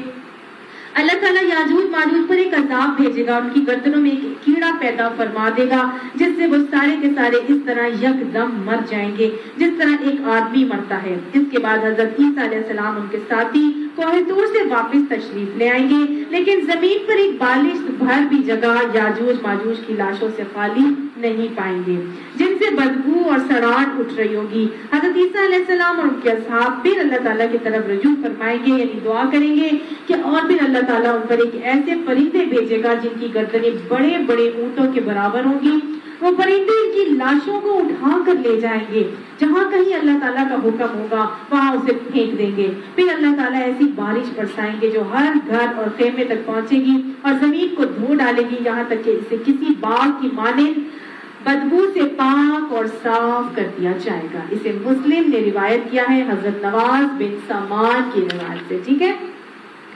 اس کے علاوہ آپ صلی اللہ علیہ وسلم نے فرمایا، حضرت ابو ہریرہ فرماتے ہیں، صحیح ابن ماجہ کی صحیح حدیث ہے کہ آپ نے فرمایا یاجوج اور ماجوج ہر روز دیوار کو کھودتے ہیں، جب وہ اتنی کھود لیتے ہیں کہ سورج کی شعاع نظر آ جائے تو ان کا بادشاہ کہتا ہے کہ اب واپس چلو، باقی کل کھودیں گے، چنانچہ وہ لوٹ جاتے ہیں۔ اللہ تعالیٰ اس دیوار کو دوبارہ اصلی حالت پر لوٹا دیتے ہیں، جب ان کی قید کی مدت پوری ہو جائے گی اور اللہ انہیں لوگوں پر ظاہر کرنا چاہیں گے، یعنی ایک قیامت سے پہلے ظاہر کرنا چاہیں گے، تو وہ دیوار کھودیں گے حتیٰ کہ انہیں سورج کی شعائیں نظر آنے لگیں گی.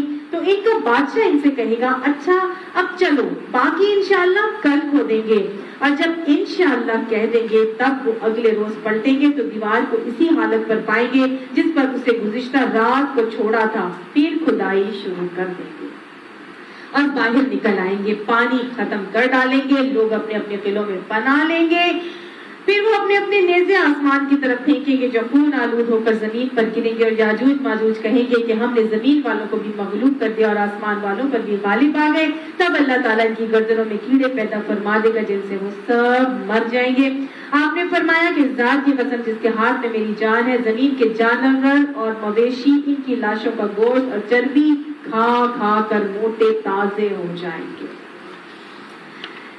اس کے علاوہ آپ صلی اللہ علیہ وسلم نے یاجوج اور ماجوج کا ایک حلیہ بھی بیان کیا ہے, اور یاجوج اور ماجوج جو ہے اس کے بارے میں فرمایا آپ نے کہ تم لوگ کہہ رہے ہو کہ اب دشمن نہیں رہا, حالانکہ تم لوگ ہمیشہ اپنے دشمنوں سے جہاد کرتے رہو گے حتیٰ کہ یاجوج ماجوج نکل آئیں گے چوڑے چہروں والے, چھوٹی آنکھوں والے, آپ امیجن کرتے جائیں, اور سرخی مائل سیاہ بالوں والے, ہر بلندی سے دوڑتے ہوئے آئیں گے. ان کے چہرے چمڑے بھاری ڈھال جیسے موٹے ہوں گے. اسے احمد اور طبرانی نے روایت کیا ہے. گویا یہ جو ایریا اور خطہ میں نے آپ کو بتایا, منگولیا کا, چین کا, کوریا کا, یہ سب وہی نقشے ہیں. اور یہ ہام, یسام اور یافس تین بیٹے تھے حضرت نوح علیہ السلام کے, جس میں سے کہا جاتا ہے یافس سے جو نسل چلی ہے وہ یہی نقوش والی ہے. ٹھیک ہے, ایک ہام ہے, ایک سام, ایک حبشی ہے جو کالے ہیں, ایک جو نارمل جو گورے, اور تیسرے کون ہے وہ یہ چائنیز اور جاپنیز کورینز, یہ جو ان کی جو فیچرز ہیں. تو یاجوج ماجوج کی نسل جو ہے یہ وہاں سے آئے گی اور یہ ان کے ساتھ ایسے معاملہ ہوگا. ایک اور حدیث ہمیں ملتی ہے کہ ایک مرتبہ آپ صلی اللہ علیہ وسلم, حضرت زینب بنت جہش فرماتی ہے کہ آپ صلی اللہ علیہ وسلم اپنی نیند سے بیدار ہوئے, آپ کا چہرہ مبارک سرخ ہو رہا تھا. آپ نے ارشاد فرمایا لا الہ الا اللہ ویل للعرب, ہلاکت ہے عرب کے لیے ایک ایسے فتنے کی وجہ سے جو قریب آ گیا ہے. آج یاجوج ماجوج کی دیوار میں اتنا سوراخ ہو گیا ہے. آپ صلی اللہ علیہ وسلم نے فرمایا کیا ہے, اتنا سوراخ ہو گیا ہے. اتنا سوراخ, یہ جو پہلی حدیثیں میں نے آپ کو پڑھ کے بتائی وہ کیا تھی کہ جب اللہ کے وعدے کا وقت آئے گا تو وہ اس میں نقب لگا لیں گے. اور وہ نقب کب لگا ہے؟ حضور صلی اللہ علیہ وسلم کے دور میں اتنا نقب لگ گیا. آپ نے حضرت زینب نے عرض کیا کہ آپ نے دونوں ہاتھوں کی انگشت شہادت اور انگوٹھے ملا کر دکھا, یعنی کہ یہ انگلی اور یہ اتنا جو ہے ہول ہو گیا. حضرت زینب نے عرض کیا یا رسول اللہ کیا نیک لوگوں کی موجودگی میں ہی ہم ہلاک ہو جائیں گے؟ آپ نے ارشاد فرمایا کہ نہیں, بلکہ اس وقت ہلاک ہوں گے جبکہ برائی عام ہو جائے گی. گویا ہول تو ہو گیا ہے, لیکن کیا ہے, اس کو ابھی بہت بڑا نہیں ہوا کہ ان کی یورش ہو سکے. تو آگے اللہ تعالیٰ فرما رہے ہیں کہ اس روز ہم لوگوں کو چھوڑ دیں گے, یعنی کہ جب اللہ کے وعدے کا وقت آئے گا تو یہ نقب تو آپ صلی اللہ علیہ وسلم کے دور میں لگ چکا اس حدیث کے حوالے سے. اب کیا ہوگا, یہ نقب بڑا ہوگا, یہ بڑھتا جائے گا, اور یاجوج ماجوج کی یورش ہوگی.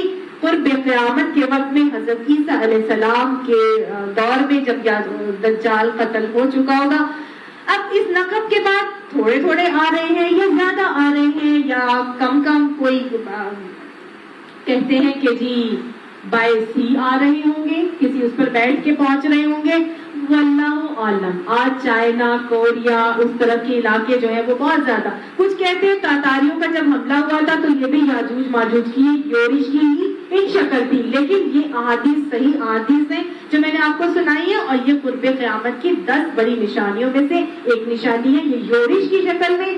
ابھی چھوٹے چھوٹے حملے اور فتنے ان لوگوں کی طرف سے ہو رہے ہیں, لیکن کیا ہے, ابھی اس طرح نہیں ہو رہے جو میں نے آپ کو پڑھ کے سنایا کہ اس طرح قرب قیامت کی نشانی ہے. تبھی ہوگا کیا کہ ہم لوگوں کو چھوڑ دیں گے سمندر کی موجوں کی طرح, ایک دوسرے سے گتھم گتھا ہوں گے. یہ کیسے آئیں گے, ہر بلندی سے دوڑتے ہوئے آئیں گے, اور حدیث کے مفہوم کے حوالے سے ایسے لگے گا کہ جیسے وہ نیچے سلپ ہو رہے, پھسل کے آ رہے ہیں.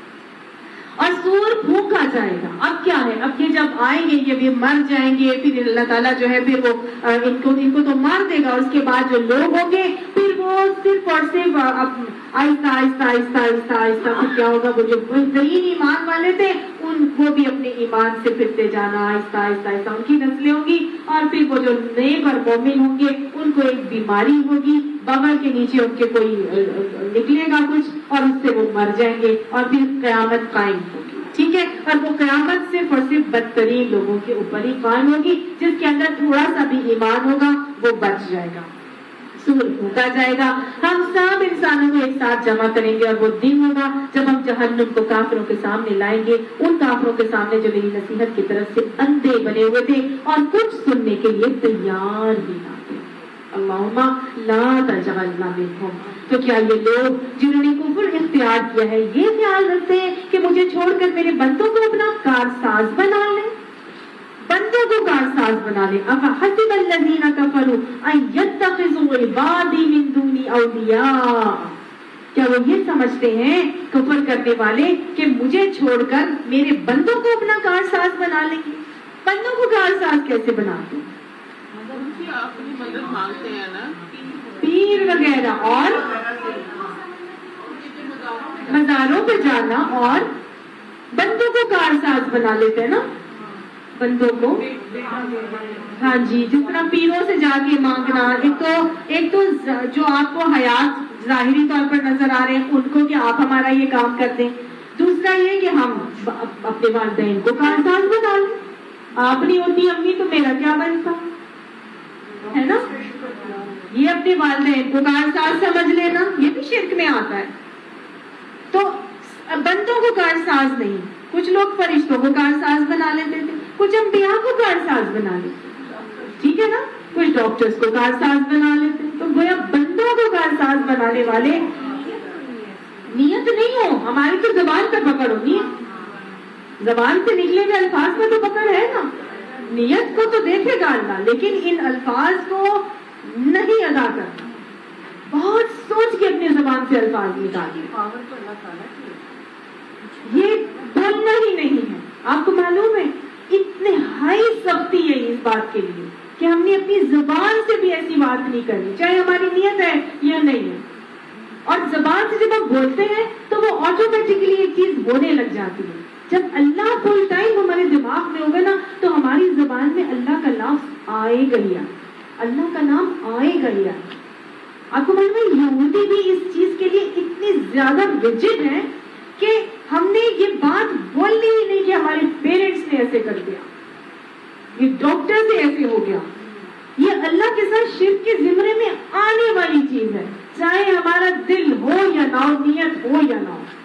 سمجھ آ گئی؟ تو ہم نے جو اپنے منہ سے الفاظ نکالنے ہیں شرک کے حوالے سے ہماری پکڑ ہو جائے گی. شرک سے بچو. وہ ایسے تمہارے اندر آتا ہے جیسے کالی سیاہ پتھر پہ کالی سیاہ رات میں کالی سیاہ چیونٹی چل رہی ہے, پتہ نہیں چلتا اس کا. تو لہٰذا اس بارے میں بہت محتاط ہونا. جب ہم بولیں گے اور محتاط ہو کے بولیں گے تو انشاءاللہ پھر ہمارا ایٹیٹیوڈ ہی ڈفرینٹ ہو جائے گی. ٹھیک ہے, کر کے دیکھیں خود سمجھ میں آ جائے گا. تو وہ یہ سمجھتے ہیں کہ بندوں کو اپنا کارساز بنا لیں. ہم نے کیا کیا ہے, انا فتنا جہنم للکافرین نزلا, ایسے کافروں کے لیے تو بے شک ہم نے جہنم میزبانی کے لیے تیار کر کے رکھی. اللہم لا تجعلنا منہم. اللہ ہمیں مسبب الاسباب اپنے آپ سے جڑنے والا بنا دے. مسبب الاسباب صرف اللہ, اللہ کی ذات.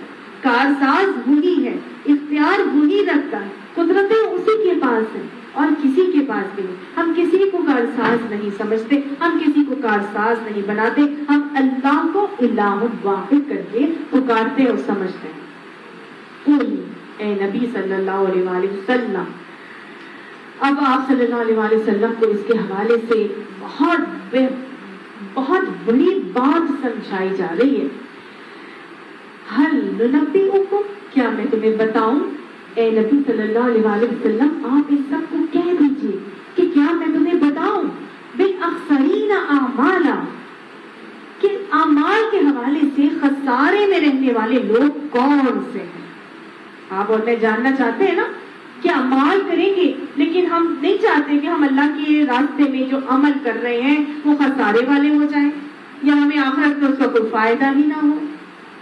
ہم کتنے لوگ ہیں جو ساری زندگی گزارتے چلے جاتے ہیں, ساری زندگی صبح اٹھتے ہیں, شام کرتے ہیں اور کھانا کھاتے ہیں, گھر کے کام کرتے ہیں, کھانا پکاتے ہیں, بچوں کو دیکھتے ہیں, پڑھاتے ہیں, پڑھتے ہیں, گپے لگاتے ہیں, فون کرتے ہیں, قرآن پڑھتے ہیں, کرتے ہیں نا. روڈز پہ سوار ہوتے ہیں, بچوں کو اسکول لانا ہے, لے جانا ہے, چھوڑنا ہے, ٹیوشن کرنی ہے, کتنا کچھ کرتے ہیں. کوئی جاب کرتا ہے, اس میں خوار ہو رہا ہے, کوئی کپڑے بنا کے خوار ہو رہے ہیں, کوئی بازاروں میں رل کے خوار ہو رہے ہیں نا. کرتے ساری زندگی ہم کام کرتے ہیں, کر کے تھک جاتے ہیں. کیا یہ فائدے دے رہی ہیں ہمیں؟ یہ سارے اعمال ہمیں فائدہ دینے والے ہوں گے؟ ایسا تو نہیں کہ ان اعمال سے ہمیں نقصان اور خسارہ ہو جائے, ایسا تو نہیں ان اعمال سے ہم گھاٹے میں پڑ جائیں. اکثرین خسارہ پانے والے, سب سے زیادہ گھاٹے میں جانے والے لوگ کون ہوں گے؟ سب چاہتے ہیں نا کہ پتہ چل جائے گھاٹا کس کو ہو رہا ہے, خسارہ کس کو ہو رہا ہے. بہت سخت یہ آیات ہیں.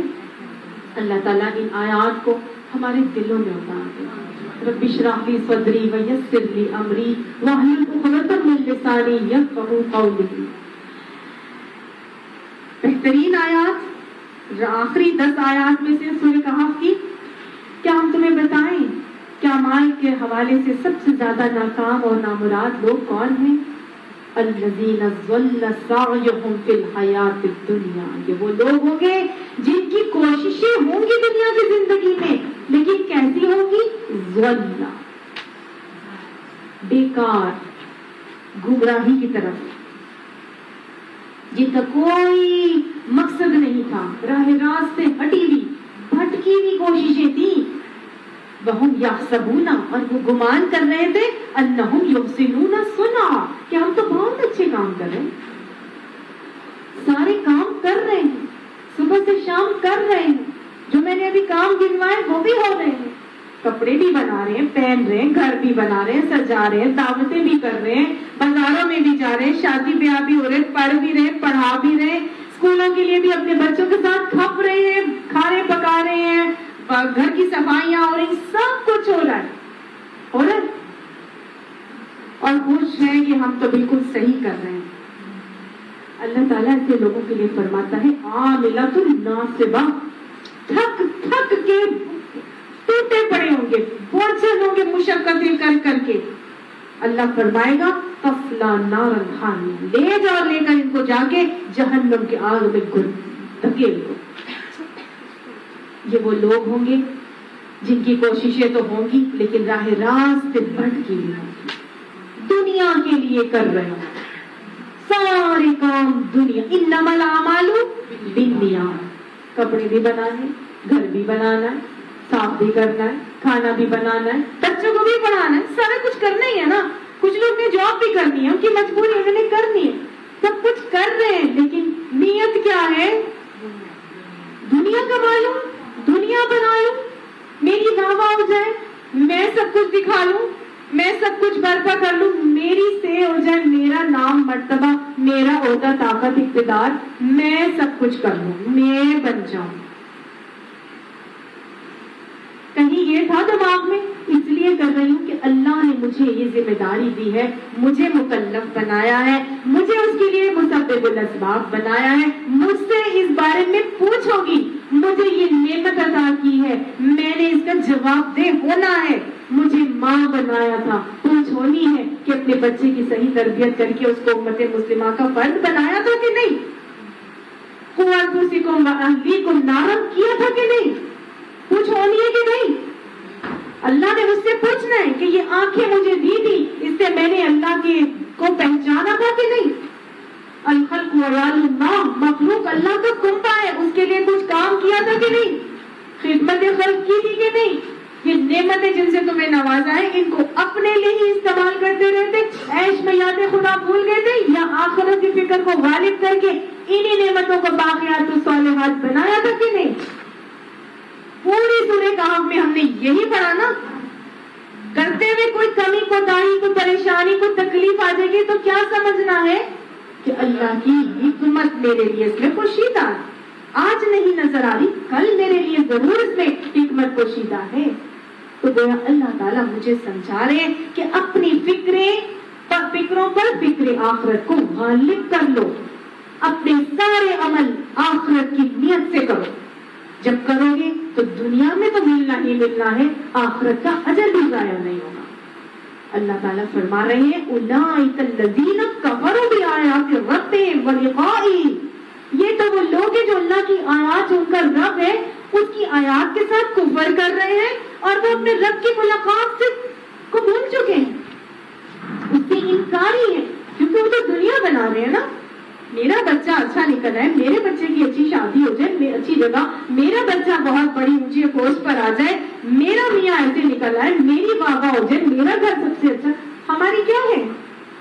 یہی سمجھایا جا رہا ہے یہاں پر کہ وہ اللہ اصل میں آخرت میں اپنے رب سے ملاقات کا یقین ہی نہیں رکھتے، تبھی تو ان کی ساری کوششیں دنیا بنانے کے چکر میں۔ اللہ نے نوازا ہے الحمدللہ، اللہ نے نعمتیں دی ثم الحمدللہ، اللہ نے ہمیں گھر دیے، ہمیں اسباب دیے، ہمیں معاون دیے، اللہ نے اولادیں دی، اللہ نے ہمیں کاروبار دیے، اللہ نے رشتے دار دیے، اللہ تعالیٰ نے ہمیں گاڑیاں دی، ان سب چیزوں کو کس میں لگانا ہے؟ مال کو لگانے، کس میں لگانا ہے؟ اللہ کے دین کی حاکمیت کو قائم کرنے کے لیے ان تمام نعمتوں کو اللہ کی راہ میں لگانا ہے۔ اللہ ہم سے یہ کام کروائے، اللہ اس میں ہمارے اندر اخلاص پیدا کرتا ہے، نہیں تو ہمارے تو اللہ تعالیٰ کی طرف پیشی کا ہمیں یقین ہی نہیں ہے۔ اللہ فرما رہے ہیں اولئک الذین کفروا بآیات ربہم ولقائہ فحبطت اعمالہم، بس ضائع ہو گئے ان کے سارے اعمال، کیونکہ دنیا کی نیت سے کیے تھے، آخرت میں پھر اس کا کوئی اجر نہیں ہوگا۔ فلا نقیم لہم یوم القیامۃ وزنا، ان کے ان اعمال کو قیامت کے دن کوئی وزن نہیں دیا جائے گا۔ وزن کون سے اعمال کو دیا جائے گا؟ آپ لوگ بتائیں۔ احسن اعمال کو، سورہ کہف میں تھا نا لیبلوکم ایکم احسن اعمال، اور احسن اعمال کون سے ہیں؟ جو سنت کے مطابق اعمال ہیں۔ احسن اعمال کون سے ہیں؟ جو سنت کے مطابق ہے، جو حسین اعمال ہیں، جو اپنے فرض سے بڑھ کے کیے جائیں گے، جو اگلے کے حق سے بڑھ کے اس کو دیے جائیں گے، جو محض اللہ کو خوش کرنے کے لیے کیے جائیں گے، جو محض دوسرے کو راحت پہنچانے کے لیے کیے جائیں گے، اس لیے کہ میرا رب راضی ہو جائے۔ اللہ ہمیں احسن اعمال کرنے کی توفیق عطا فرمائے۔ ایسے لوگوں کو کوئی اعمال میں وزن نہیں دیا جائے گا، ایسے لوگوں کے لیے فرمایا جا رہا ہے ذالک جزاؤہم جہنم، اللہم لا تجعلنا منہم۔ ایسے لوگوں کی جزا کیا ہے؟ اس کفر کے بدلے میں ان کی جزا جہنم ہے، بما کفروا، جو کفر انہوں نے کیا تھا نا، دنیا کمانے کے چکر میں اللہ کی آیات کو کیا کیا؟ واتخذوا آیاتی ورسلی ہزوا، انہوں نے تو ہمارے نبی کی اور ہماری آیات کو مذاق بنا لیا تھا، انہوں نے تو دیکھا ہی نہیں کہ ان کا نبی نے ان کو حکم کیا دیا تھا، انہوں نے تو سنتوں کو جاننے کی کوشش ہی نہیں کی، انہوں نے تو قرآن کو سمجھ کے پڑھنے کی کوشش ہی نہیں کی۔ چلو تم ادھر کو، ہم وہ جدھر کی، سب جہاں چل رہے ہیں رومنس ہو، جیسے سب کر رہے ہیں، زمانہ خلق کو نکارے خدا سمجھو، نہیں، کیا کرنا ہے؟ آیاتی و رسولی کو وضوح بنانا ہے، اللہ کی آیات کو، اللہ کے رسول کے پیغامات کو، قرآن اور حدیث کو ہم نے مذاق بنانا ہے۔ کیا کرنا ہے؟ سیکھنا ہے، جب سیکھیں گے پھر اس پر عمل کرنا ہے، دونوں کام کرنے، سارے اعمال نہیں تو کیا ہو جائیں گے؟ دنیاوی دنیاوی کوششوں کا صحیح محور، صحیح منہج بتایا جا رہا ہے، کس انداز میں ہونی چاہیے؟ اللہ اور اس کے رسول کے بتائے ہوئے طریقے کے مطابق جب ہمارے کام ہوں گے تو انشاءاللہ احسن بھی ہوں گے اور قبولیت کے درجے کو بھی پہنچیں گے۔ ان الذین آمنوا، قرآن کا پھر وہی طریقہ، وہی انداز کہ اللہ سبحانہ تعالیٰ جب جہنم کی بات کرتے ہیں تو پھر آگے جنت کی بات بھی کرتے ہیں، جب اللہ بد کردار بدعمال لوگوں کی بات کرتے ہیں تو پھر نیک اعمال لوگوں کی بھی بات کرتے ہیں، کیونکہ دین خوف اور امید کے درمیان کا نام ہے. اگر بہت ہی خوف جمع ہو جائے کہ اللہ اب تو میں 50 سال کی ہو گئی, اب تک تو میں نے سارے اعمال ایسے ہی کیے تھے کہ بس صبح کر رہی تھی اور شام کر رہی تھی, تو میرے تو سارے اعمال ضائع ہو گئے. نہیں اللہ میں اب میرا کیا بنے گا, میں تو جہنم میں جاؤں گی, چلو آگے بھی 10 سال جو رہتے ہیں ٹھیک ہے اپنی مرضی کی زندگی گزار دو. نہیں, اللہ سبحانہ تعالیٰ خوف اور امید کے درمیان کا ہمیں دکھاتے ہیں. کوئی بات نہیں, ایسے کر لیے کوئی بات نہیں, ابھی بھی مہلت عمل ہے, اللہ کا شکر ادا کرو, کیونکہ دیکھو آگے تمہیں کیا بتایا جا رہا ہے کہ ان الذین آمنوا وعملوا الصالحات, بے شک وہ لوگ جو ایمان لے آئے اور بھی نیک عمل کرنے لگ جائے. بات پہلے معلوم نہیں تھا, پہلے علم نہیں تھا, تو کیا ہوا, آج تو آ گیا. آج تو اللہ تعالیٰ نے اپنی قدرت سے مجھے اور آپ کو لا کے یہ باتیں سنوا دی. آج تو اللہ تعالیٰ نے مجھے اور آپ کو یہ طریقے سکھا دیے. آج تو اللہ تعالیٰ نے میری اور آپ کی آنکھیں کھول دی کہ اب تک میں کیا کرتی آئی تھی, اب تک تو میری ساری زندگی کبھی یہ سوچا ہی نہیں تھا. میں تو سارا دن ایسے ہی گزار دیتی تھی. آج جیسے میں نے طریقے سیکھے تھے, جو میری ماں نے سکھائے تھے, جو میری ساس کرتی تھی, جو میں نے کرتے ہوئے لوگوں کو دیکھا, جو میرے دوستوں کو دیکھا, میں تو وہی کرتی ہوں جو سارے لوگ کر رہے ہیں. نہیں, آج مجھے پتہ چل گیا ہے, تو اب کیا کروں گی. آج مجھے ایمان آ گیا ہے, آج مجھے معلوم ہو گیا ہے کہ نہیں, اللہ تعالیٰ نے کہا ہے سارے کام کرو دنیا کے, لیکن نیت کیا کر لو, اللہ تعالیٰ سے ان کے اجر کی امید سے معاملات کرو, آخرت کی فکر کو غالب کرو. اپنی نیتوں میں یہ رکھوں گی, یہ اس لیے کر رہی ہوں کہ اللہ کا حکم ہے, ایسے کروں گی کہ اللہ کے نبی نے جیسے مجھے کرنے کا طریقہ سکھایا ہے. تو پھر کیا ہے, عمل الصالحات, الا الذین آمنوا وعملوا الصالحات, ان کے لیے کیا ہوگا, کانت لہم جنات الفردوس نزلا, ان کی تو مہمان نوازی اور ضیافت کے لیے جنت الفردوس کا وعدہ ہے. اللهم انا نسألك الجنة الفردوس وما قرب إليها من قول أو عمل. جنات الفردوس, فردوس کے باغات کا اللہ تعالیٰ فرماتا ہے ان کے لیے میں نے کانت لہم, ان کے لیے تو جنات الفردوس ہے ضیافت کے لیے, نزلا میزبانی کے لیے. جنت الفردوس کیا ہے, آپ صلی اللہ علیہ وسلم نے فرمایا تھا اللہ تعالیٰ سے جب بھی مانگو تو جنت الفردوس کا سوال کیا. فردوس جنت کا اعلیٰ ترین درجہ, یہ وہ جنت ہے جو پرائیویٹ پراپرٹی ہے, سیپریٹ انڈیپینڈنٹ پرائیویٹ پراپرٹی. ٹھیک ہے, اللہ کے عرش کے نیچے, اور اس کے نیچے سے نہریں نکلتی ہیں, 4 نہریں جو جنت کی ہیں وہ اس کے نیچے سے نکلتی ہیں. تو یہ جنت الفردوس سیپریٹ جنت ہوگی, باقاعدہ اس کی باؤنڈری ہوگی, اور انسان اپنی پوری فیملی کے ساتھ وہاں پہ موجود ہوگا. دل کرے گا فلاں سے ملنے کو دل چاہ رہا ہے, اللہ تعالیٰ نیچے لا کے اس سے نہیں ملوائیں گے, اس پیارے کو اوپر لا کے اس کے پاس جنت الفردوس میں پہنچا دیں.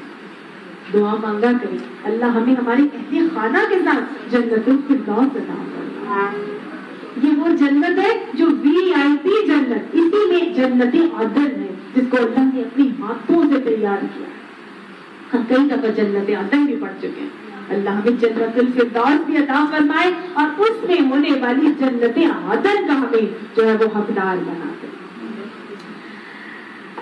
یہ جب بھی ہمیں کوئی چیز ملتی ہے, ہم کہیں باغ میں جاتے ہیں, ہم اپنے گھر میں بہت بڑا باغ بناتے ہیں, کہیں بھی ہم چلے جائیں, کیا وہاں ہمیشہ رہتے ہیں؟ تھوڑی دیر کے لیے گھر کے بہت بڑا بھی آپ اپنا فارم ہاؤس بنا لیں, تو جاتے ہیں آپ تھوڑی دیر باغ میں گھومتے ہیں, اور تھوڑا سا محسوس ہو کے تو کیا کرتے ہیں, واپس آ جاتے ہیں, ہے نا, دن بھر جاتا ہے.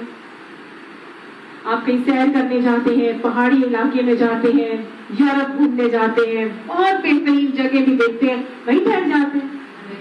کیا کرتے ہیں, جتنی بھی حسین جگہ ہوتی ہے واپس آ جاتے ہیں. یہ دنیا کا ایک نظام ہے, دنیا کا ایک طریقہ ہے. اللہ تعالیٰ فرما رہے خالدین فیہا, یہ وہاں ہمیشہ ہمیشہ رہے. وہ جنت الفردوس سے نکالے نہیں جائیں گے. ان کو اللہ تعالیٰ یہ نہیں کہے گا بس اب دیکھ لیے نا, بس اب جاؤ یہاں سے, دوسروں کو دیکھنے دو. نہیں, ہر ایک کے لیے جنت الفردوس آ جائے گی. یہ اللہ ما قدر اللہ حق قدری, اللہ کا قدر ہی نہ پہچانی ہمیں جیسا کہ قدر کرنے کا حق تھا. اللہ سبحانہ تعالیٰ کیا کریں گے, خالدین فیہا, ہمیشہ اس میں رہیں گے, لا یبغون عنہا حولا، اور کبھی اس جگہ سے نکل کے جانے کو ان کا جی بھی نہیں چاہے. اللہ ہمیں جنت الفردوس کے اعلیٰ درجے عطا فرمائے. قل، اے نبی صلی اللہ علیہ وآلہ وسلم، اب آپ صلی اللہ علیہ وسلم کو فرمایا جا رہا ہے کہ اے محمد صلی اللہ علیہ وآلہ وسلم، لو کا آپ کہہ دیجئے، لو کان البحر، اگر ہو جائیں سمندر، مدادن سیاہی، اگر سارے کے سارے سمندر سیاہی بن جائیں، لکلمات ربی، میرے رب کی باتوں کے لیے، یعنی میری رب کی باتیں لکھنے کے لیے اگر سارے سمندر انک بن جائیں، لنفد البحر، البتہ ختم ہو جائے سمندر، قبل، اس سے پہلے، ان تنفد کلمات ربی، اس سے پہلے سمندر ختم ہو جائے کہ میرے رب کی باتیں ختم ہو. وَلَوْ جِئْنَا بِمِثْلِهِ مَدَدًا، چاہے اور اتنی ہی سیاہی اور بھی لے کے آ جاؤ، میرے رب کی باتیں ختم نہیں ہوگی. 7 سمندر انک بن جائیں، رب کی باتیں لکھنے لگو، رب کی صفات کی باتیں، اختیارات کی باتیں، کمالات کی باتیں، قدرتوں کی باتیں، شاہکار کی باتیں، جنت کی باتیں، جہنم کی باتیں، رب کی باتیں اگر کرنے لگیں گے تو پھر سارے سمندر انک بن جائیں، لکھنا شروع ہو، ختم ہو جائیں، اور اتنے سمندر لے کے آ جاؤ وہ بھی ختم ہو جائے، اللہ کی صفات کی باتیں ختم نہیں ہوں. سبحان اللہ و بحمدہ، سبحان اللہ رب العرش العظیم، الحمدللہ کبیرا، اللہ اکبر کبیرا، والحمد للہ کثیرا، فسبحان اللہ بکرۃ واصیلا. آپ صلی اللہ علیہ وسلم، اللہ تعالیٰ نے یہی بات قرآن میں سورہ لقمان کی آیت نمبر 27 میں ایک اور جگہ اسی طرح فرمایا، وَلَوْ أَنَّ مَا فِي الْأَرْضِ، اگر جو بھی زمین میں، کیا، من شجرۃ، سب درختوں میں سے، زمین میں پائے جانے والے جتنے بھی درخت ہیں، اقلام، قلم بن جائے. زمین میں کتنے درخت ہیں آپ کو کوئی حساب ہے؟ ایک بڑا ریس کورس گراؤنڈ پارک میں جائیں اور وہاں کے درختوں کو کاؤنٹ کرنا شروع کریں، میرا خیال ہے تھک جائیں گے، درختوں کی گنتی نہیں ہو سکے گی. جائیں ناردرن ایریاز، مئی کے جو پہاڑ ہیں، مارگلا ہلز کو، درختوں کو ایک پہاڑ کے درخت گن کے دکھا دیں، پھر پورے کے پورے ناردرن ایریاز کے مانسہرہ کے پہاڑ ہیں، پھر وہ کاغان ناران کے پہاڑ ہیں، پھر وہ آگے کہاں کہاں تک پہاڑ ہیں، پھر وہ یورپ کے کہاں کہاں درخت ہیں، کتنی گرینری ہے، کہاں کہاں کتنے درخت ہیں. ایک درخت ہمیں باغ کے درخت کی لے نہیں جاتے، پوری زمین کے درخت لے لیں، ان کے قلم بناتے. آپ بھی بیٹھ جائیں، ہم بھی بیٹھ جائیں، انبیاء کو بھی بٹھا لیں، بڑے بڑے فرشتوں کو بھی بٹھا لیں، بڑے سے بڑا جو فصیح البیان شخص ہے اس کو بٹھا لیں، شاعروں کو بٹھا لیں، بہترین ادب والے لوگوں کو بٹھا لیں، اللہ کی باتیں لکھنا شروع ہو جائیں.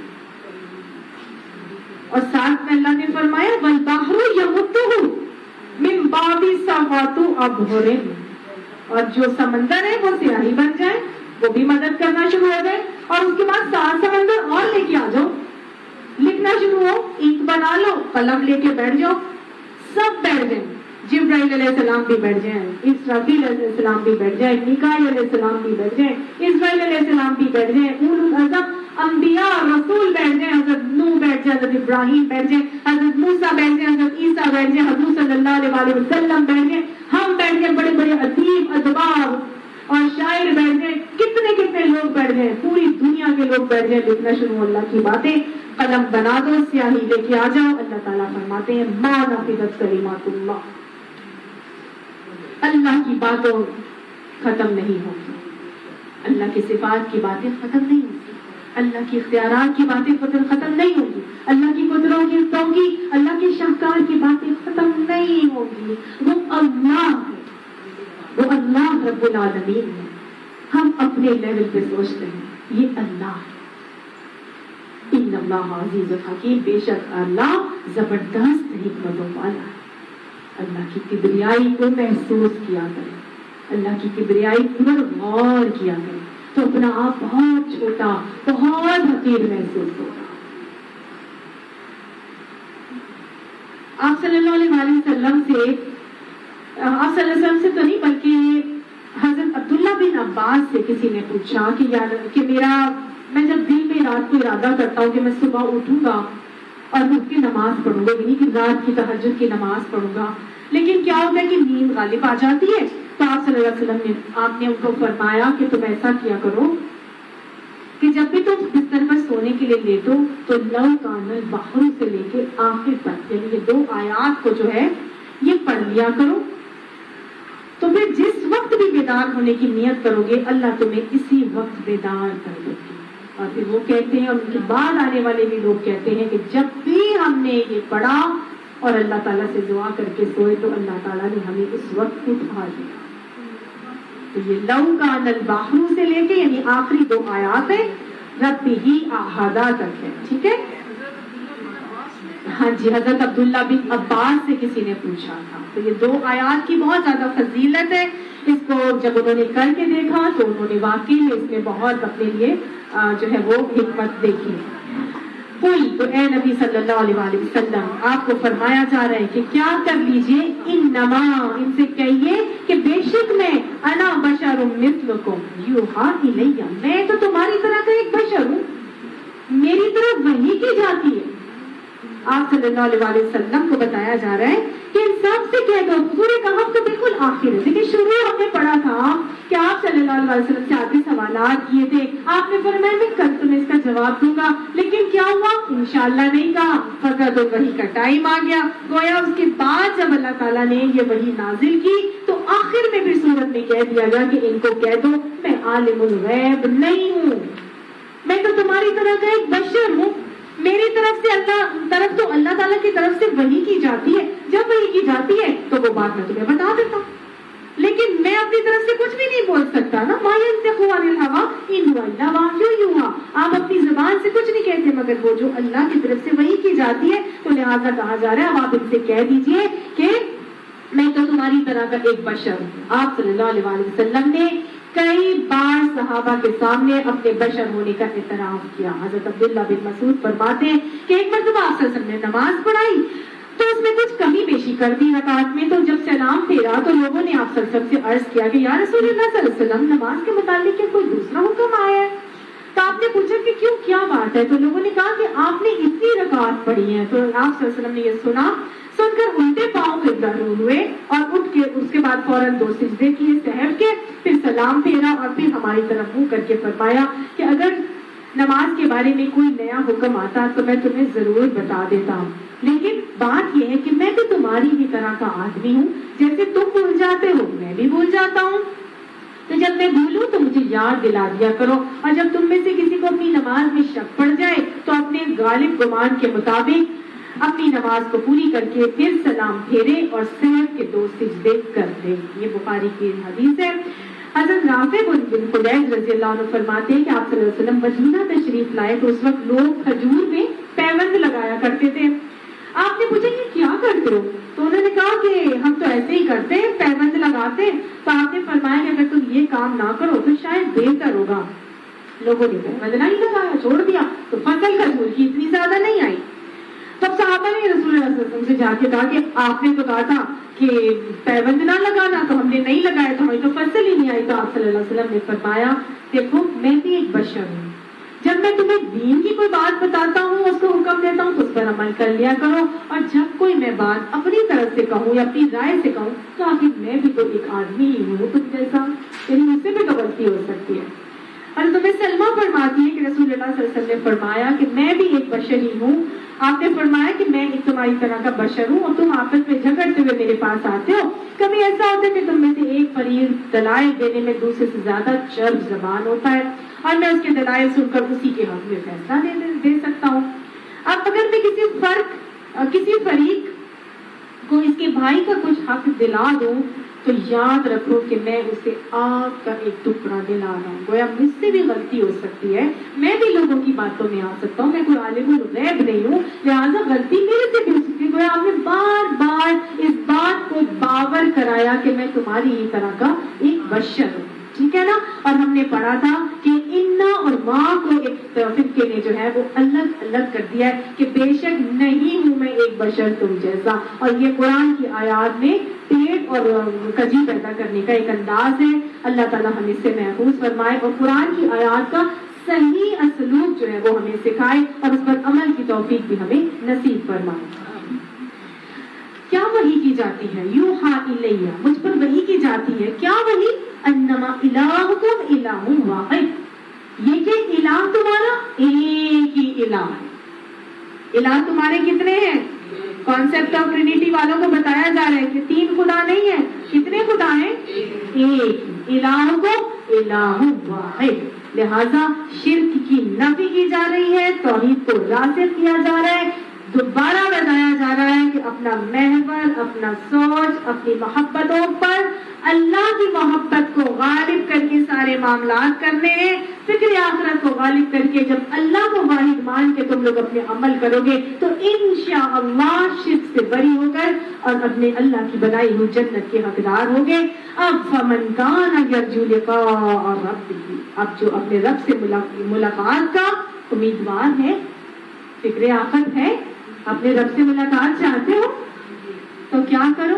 فَلْيَعْمَلْ عَمَلًا صَالِحًا، بس چاہیے کہ وہ نیک عمل کرے۔ اللہ ہمیں نیک اعمال کرنے کی توفیق عطا فرمائے۔ اللہم ادفعنی بما علمتنی وعلمنی ما ینفعنی وزدنی علما ولا یشرک بعبادت ربہ احدا، اور اپنے رب جو کہ تمہارا رب ہے، ایک ہی ہے، الہ واحد ہے، اس کے ساتھ اپنی عبادت میں کسی کو بھی شریک نہیں کرنا۔ تو گویا دوبارہ شرک سے بری کیا جا رہا ہے، شرک کی نفی کی جا رہی ہے۔ اس آیت کے شان نزول میں بہت ساری احادیث آتی ہیں کہ یہ آیت کب نازل ہوئی۔ پہلی بات ہے کہ آپ صلی اللہ علیہ وسلم سے روایت آتی ہے ترمذی کی، نہیں، ایک صحابی نے آپ صلی اللہ علیہ وسلم سے ذکر کیا، یہ اپنے ابن حاتم کی روایت آتی ہے کہ میں بعض اوقات کسی نیک کام کے لیے یا عبادت کے لیے کھڑا ہوتا ہوں، اور اب دیکھیے ہم بہت سارے لوگ اس طرح کے کام کرتے ہیں، ہمارے ساتھ یہ سارے معاملات ہوتے ہیں، صحیح رہج بھی پتہ چلے گا اور غلط رہج سے بھی جو ہے ہمیں بتا دیا جائے گا ان احادیث میں۔ میں بعض اوقات کسی نیک کام کے لیے یا عبادت کے لیے کھڑا ہوتا ہوں اور اس سے میرا مقصد اللہ کی رضا ہوتی ہے، اور ہم بیشتر لوگ ایسے ہی کرتے ہیں، مگر ساتھ ہی دل میں یہ خواہش بھی ہوتی ہے کہ لوگ میرے عمل کو دیکھیں۔ آپ نے یہ سن کر سکوت فرمایا، خاموش ہو گئے، اور پھر یہ آیت نازل ہوئی۔ ابن عساکر میں ابن عباس کی روایت آتی ہے کہ جندب بن زہیر جب نماز پڑھتے، روزہ رکھتے، صدقہ کرتے تو پھر دیکھتے کہ لوگ ان اعمال سے ان کی تعریف کر رہے ہیں۔ نماز پڑھتے، روزہ رکھتے، صدقہ کرتے، اور پھر دیکھتے کہ لوگ تو ان کے اس اعمال کی تعریف کر رہے ہیں، تو پھر ان کو بڑی خوشی ہوتی، جو کہ ہمیں بھی ہوتی ہے، اور پھر وہ اپنے اس عمل کو اور زیادہ کر دیتے۔ تو پھر یہ آیت نازل ہوئی۔ سمجھ آئی؟ کیا عمل ہو رہا ہے؟ نیک عمل ہو رہا ہے۔ پہلے وہ نماز پڑھ رہے تھے، اور جب انہوں نے دیکھا کہ لوگ دیکھ رہے ہیں، یعنی اللہ کی رضا کے لیے پڑھ رہے تھے، لیکن ساتھ ساتھ خواہش کیا ہے؟ لوگ بھی دیکھ لیں کہ میں نماز پڑھ رہی ہوں۔ بھائی یہ کیا کر رہے ہیں؟ نماز بھی ہے، زکوٰۃ بھی ہے، صدقہ روزہ بھی ہے، لیکن کیا ہے؟ خوشی تو ہو گئی، اللہ کے لیے کیا تھا، لیکن جب پتا چلا کہ لوگ بڑا خوش ہو رہے ہیں تو اور بڑھ گئے، زیادہ کر رہے ہیں۔ لوگوں کو پتا چل رہا ہے بھائی میں بڑی یہ بھی کر رہی ہوں، وہ بھی کر رہی ہوں، میں اور زیادہ کروں، اور اچھی کروں۔ کس کے لیے کر رہی ہوں؟ پہلے تو اللہ کے لیے کر رہی تھی، بعد میں کس کے لیے کر رہی ہوں؟ لوگوں کو دکھانے کے لیے۔ پہلا عمل بھی نماز کا اللہ کی رضا کے لیے شروع کیا تھا، لیکن جب دیکھا کہ لوگ دیکھ رہے ہیں تو پھر کیا کیا تھا؟ آئے میرے تو اور بھی دیکھ لے لوگ میرے اس عمل کو، دکھاوا آ گیا۔ پھر پہلا عمل تو اللہ کے لیے تھا، لیکن بعد میں لوگوں کے لیے دل میں خیال آ گیا۔ ٹھیک ہے، حضرت عبداللہ بن عباس سے صحیح روایت آتی ہے حاکم کی، مسلمانوں میں سے ایک شخص اللہ کی راہ میں جہاد کرتا تھا، اس کے ساتھ اس کی یہ خواہش بھی تھی کہ لوگوں میں اس کی بہادری اور غازیانہ عمل پہچانا جائے۔ اس کے بارے میں یہ آیت نازل ہوئی۔ سمجھ آئی؟ جہاد کرتا ہے، اللہ کے لیے کر رہا ہے، لیکن دل میں کیا آ رہا ہے؟ لوگ بڑا کہیں گے یار یہ دیکھو صبح سے شام تک قرآن ہی پڑھاتی رہتی، کبھی ادھر جاتی کبھی ادھر جاتی، اس کو تو اور کوئی کام ہی نہیں ہے، لوگ بڑا خوش ہوتے ہیں اس سے، میں کر رہی ہوں، ہے نا؟ یہ کیا ہے؟ میری تعریف ہو، लोगों से मैं खुशी महसूस करूं। तो जब लोगों की तारीफ से हमें खुशी हो और हम अपने उस अमल को ज्यादा कर दें, तो ये इन अदर वर्ड्स क्या है? दिखावा, रिया।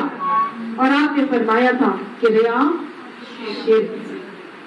ठीक है, तो अब हमें करना क्या चाहिए? हम तो इंसान है ना, हमारे साथ तो ये सारी फीलिंग्स आती हैं, होती है।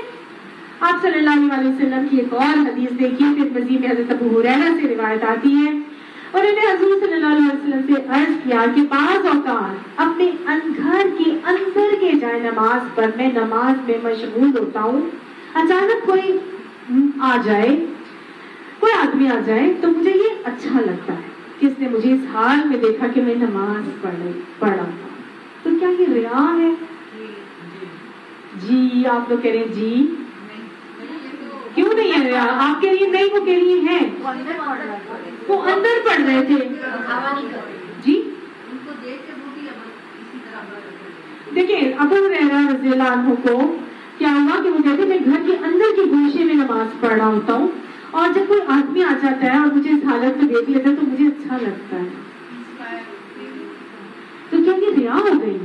आपने फरमाया अबू हुरैरा खुदा तुम पर रहम फरमाया, तुम्हें उस वक्त 2 अजर मिलते हैं। सुभान अल्लाह। एक तो खुफिया अमल का जो तुम पहले कर रहे थे, और दूसरा एलानिया अमल का जो उस आदमी के आ जाने के बाद हो गया। ये रिया नहीं, फर्क क्या है? वो तो इत्तेफाक हुआ ना। उन्होंने हजरत अबू हुरैरा ने अपनी उस नमाज को उस शख्स के लिए बेहतरीन नहीं किया, अपनी उस नमाज को उस शख्स के लिए लंबा नहीं किया, बस एक दिल में खुशी महसूस हुई कि इसने मुझे इस हालत में देख लिया। यानी उसको उस आदमी की प्रेजेंस की वजह से हजरत अबू हुरैरा के अमल पर कोई फर्क नहीं पड़ा, जो वो कर रहे थे वो ही कर रहे थे। फर्क देखा है आपने? नियत क्या है? जो पहले थी वही है, नियत चेंज नहीं हुई। पहले वालों बातों में नियत चेंज हो रही थी लोगों को देखने के बाद। जब लोग आपको उस अमल में देखें खुशी तो होगी, लेकिन आपके अमल में फर्क नहीं पड़ना चाहिए। अगर फर्क नहीं पड़ रहा तो क्या है? ये रिया नहीं है, फिर दोहरा अजर मिल रहा है। सुभान अल्लाह। एक तो खुफिया इबादत का और दूसरा एलानी इबादत का। जो पहली वाली बात थी वो कहते हैं कि मैं अपनी नमाज को ज्यादा अच्छा कर देता हूँ, लंबा कर देता हूँ। समझ आए? दोनों में फर्क पता चला। मुस्लिम से आती है, आप सल्लल्लाहु अलैहि वसल्लम ने फरमाया, हजरत अबू ज़र गफ़ारी कहते हैं कि आप सल्लल्लाहु अलैहि वसल्लम से पूछा गया कि ऐसे शख्स के बारे में फरमाएं जो नेक अमल करता है, और फिर वो लोगों से सुने कि वो इस अमल, वो लोग जो लोग हैं उसके उस अमल की तारीफ कर रहे हैं। यानी एक नेक अमल किया और फिर देखा कि लोग उस अमल की, जो उसने नेक अमल किया था, लोगों के मुंह से अपने उस अमल की तारीफ सुन रहा है, तो क्या ये रिया है? अब एक नेक अमल कर रहा है कोई, एक शख्स ने बहुत ज्यादा माल दे दिया इस डैम के फंड में, ठीक है, सपोज। अब उसने तो छुप के दिया था, लेकिन लोगों को किसी तरह से पता चल गया, और लोगों को पता चल गया, और लोगों से के मुंह से वो तारीफ सुन रहा है कि यार देखो फलां शख्स कितना जबरदस्त है, इतना सफी, इसने इतनी करोड़ रुपया डैम फंड में डाल दिए, ठीक है। अब लोगों के मुंह से अपनी तारीफ सुन रहा है। आपने फरमाया कि ये तो मोमिन के लिए नकद बशारत है कि इसका अमल अल्लाह के नजदीक मकबूल हो गया है, कि इसने अपने बंदों की जबानों से उसकी तारीफ करवा दी। समझ आई? लोग अगर आपकी किसी अमल की तारीफ कर रहे हैं, आपकी ना नियत में खोट आए, ना आपके अमल में चेंज आए, फिर भी लोग अगर तारीफ कर रहे हैं, तो ये अल्लाह तआला की तरफ से कबूलियत किया एक अंदाज है कि आपका वो अमल कबूल हो गया है, कि अल्लाह ने अपने बंदों से आपकी तारीफ करवा दी। समझ आ रहा है? समझ आ गया? तो पहली और दूसरी बातों में क्या है? नियतों का फर्क है। नियतों के हवाले से आमाल में कोई तब्दीली नहीं आ रही, ठीक।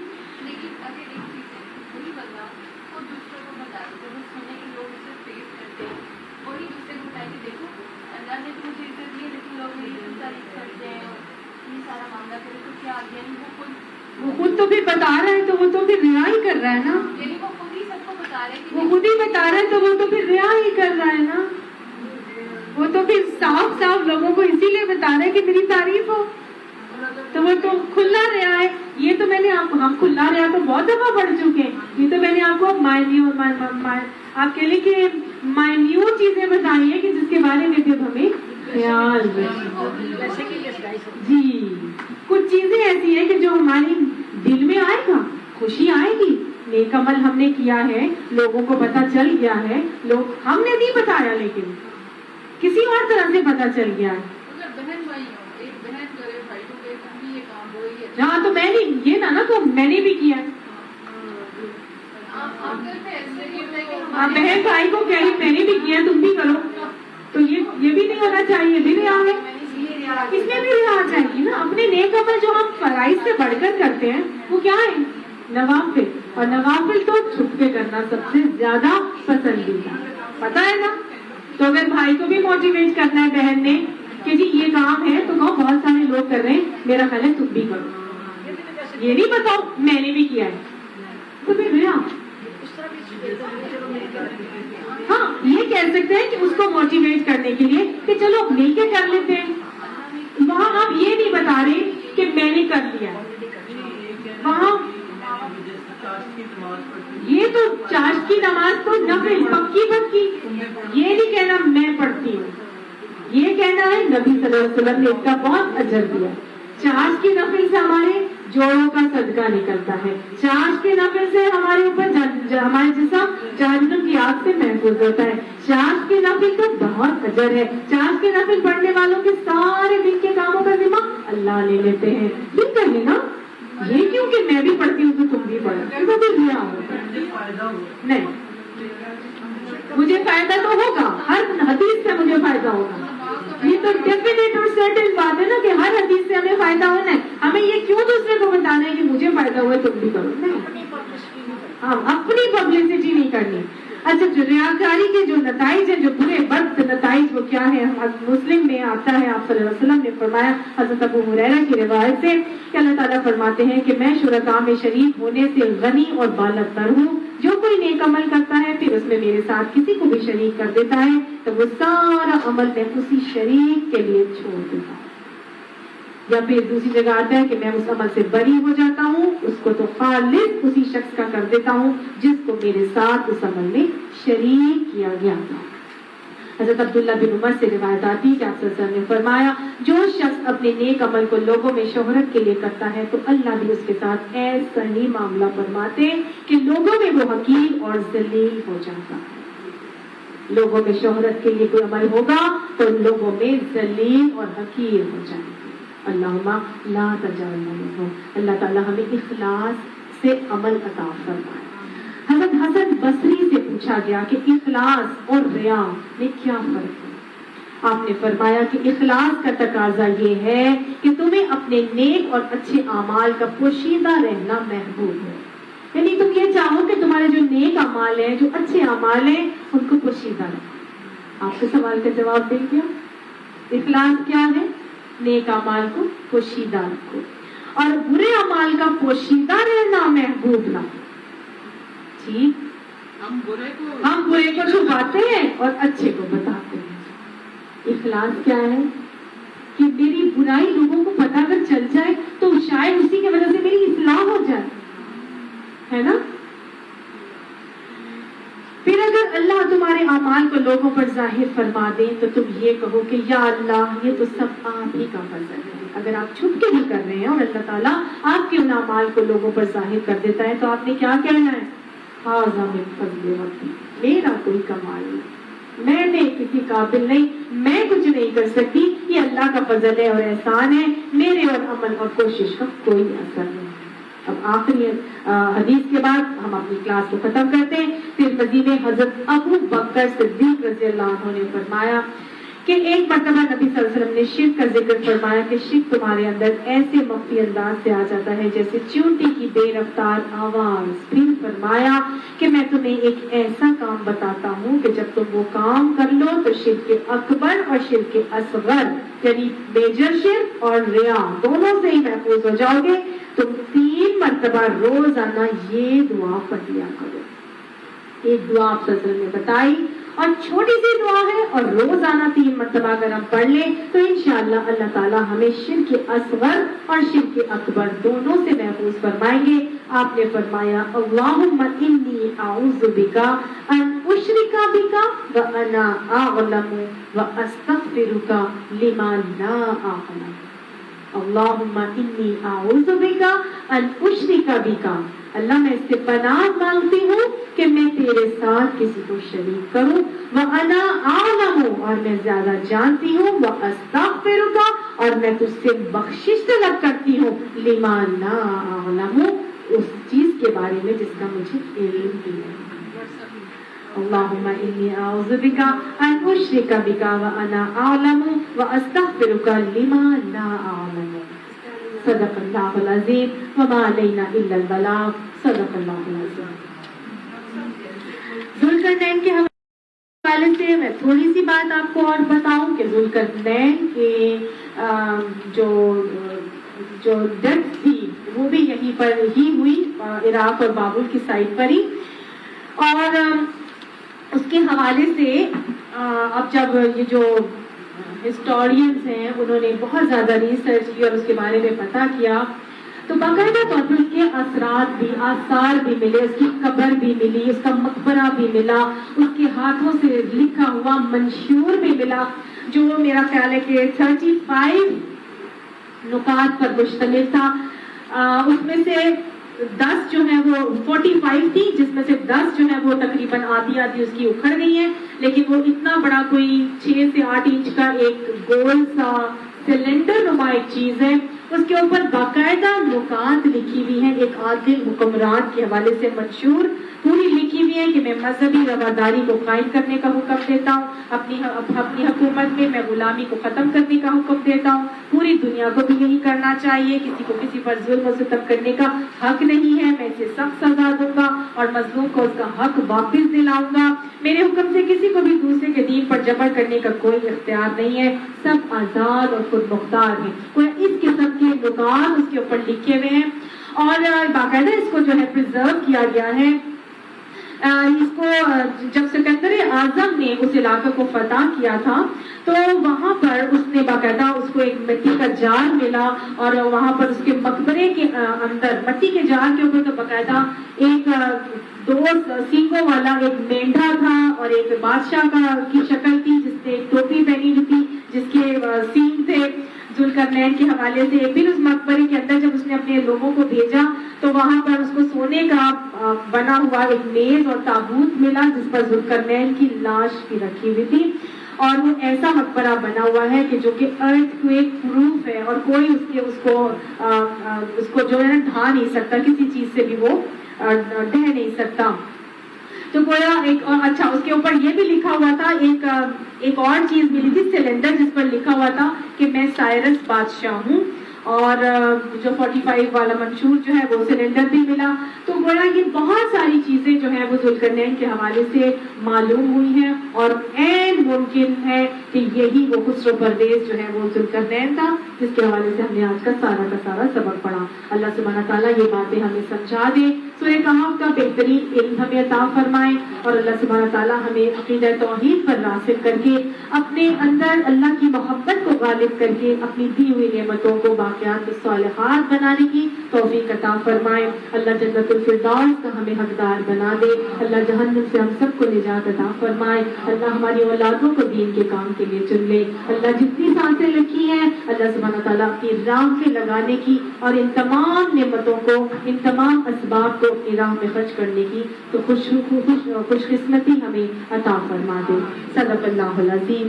آمین ثم آمین.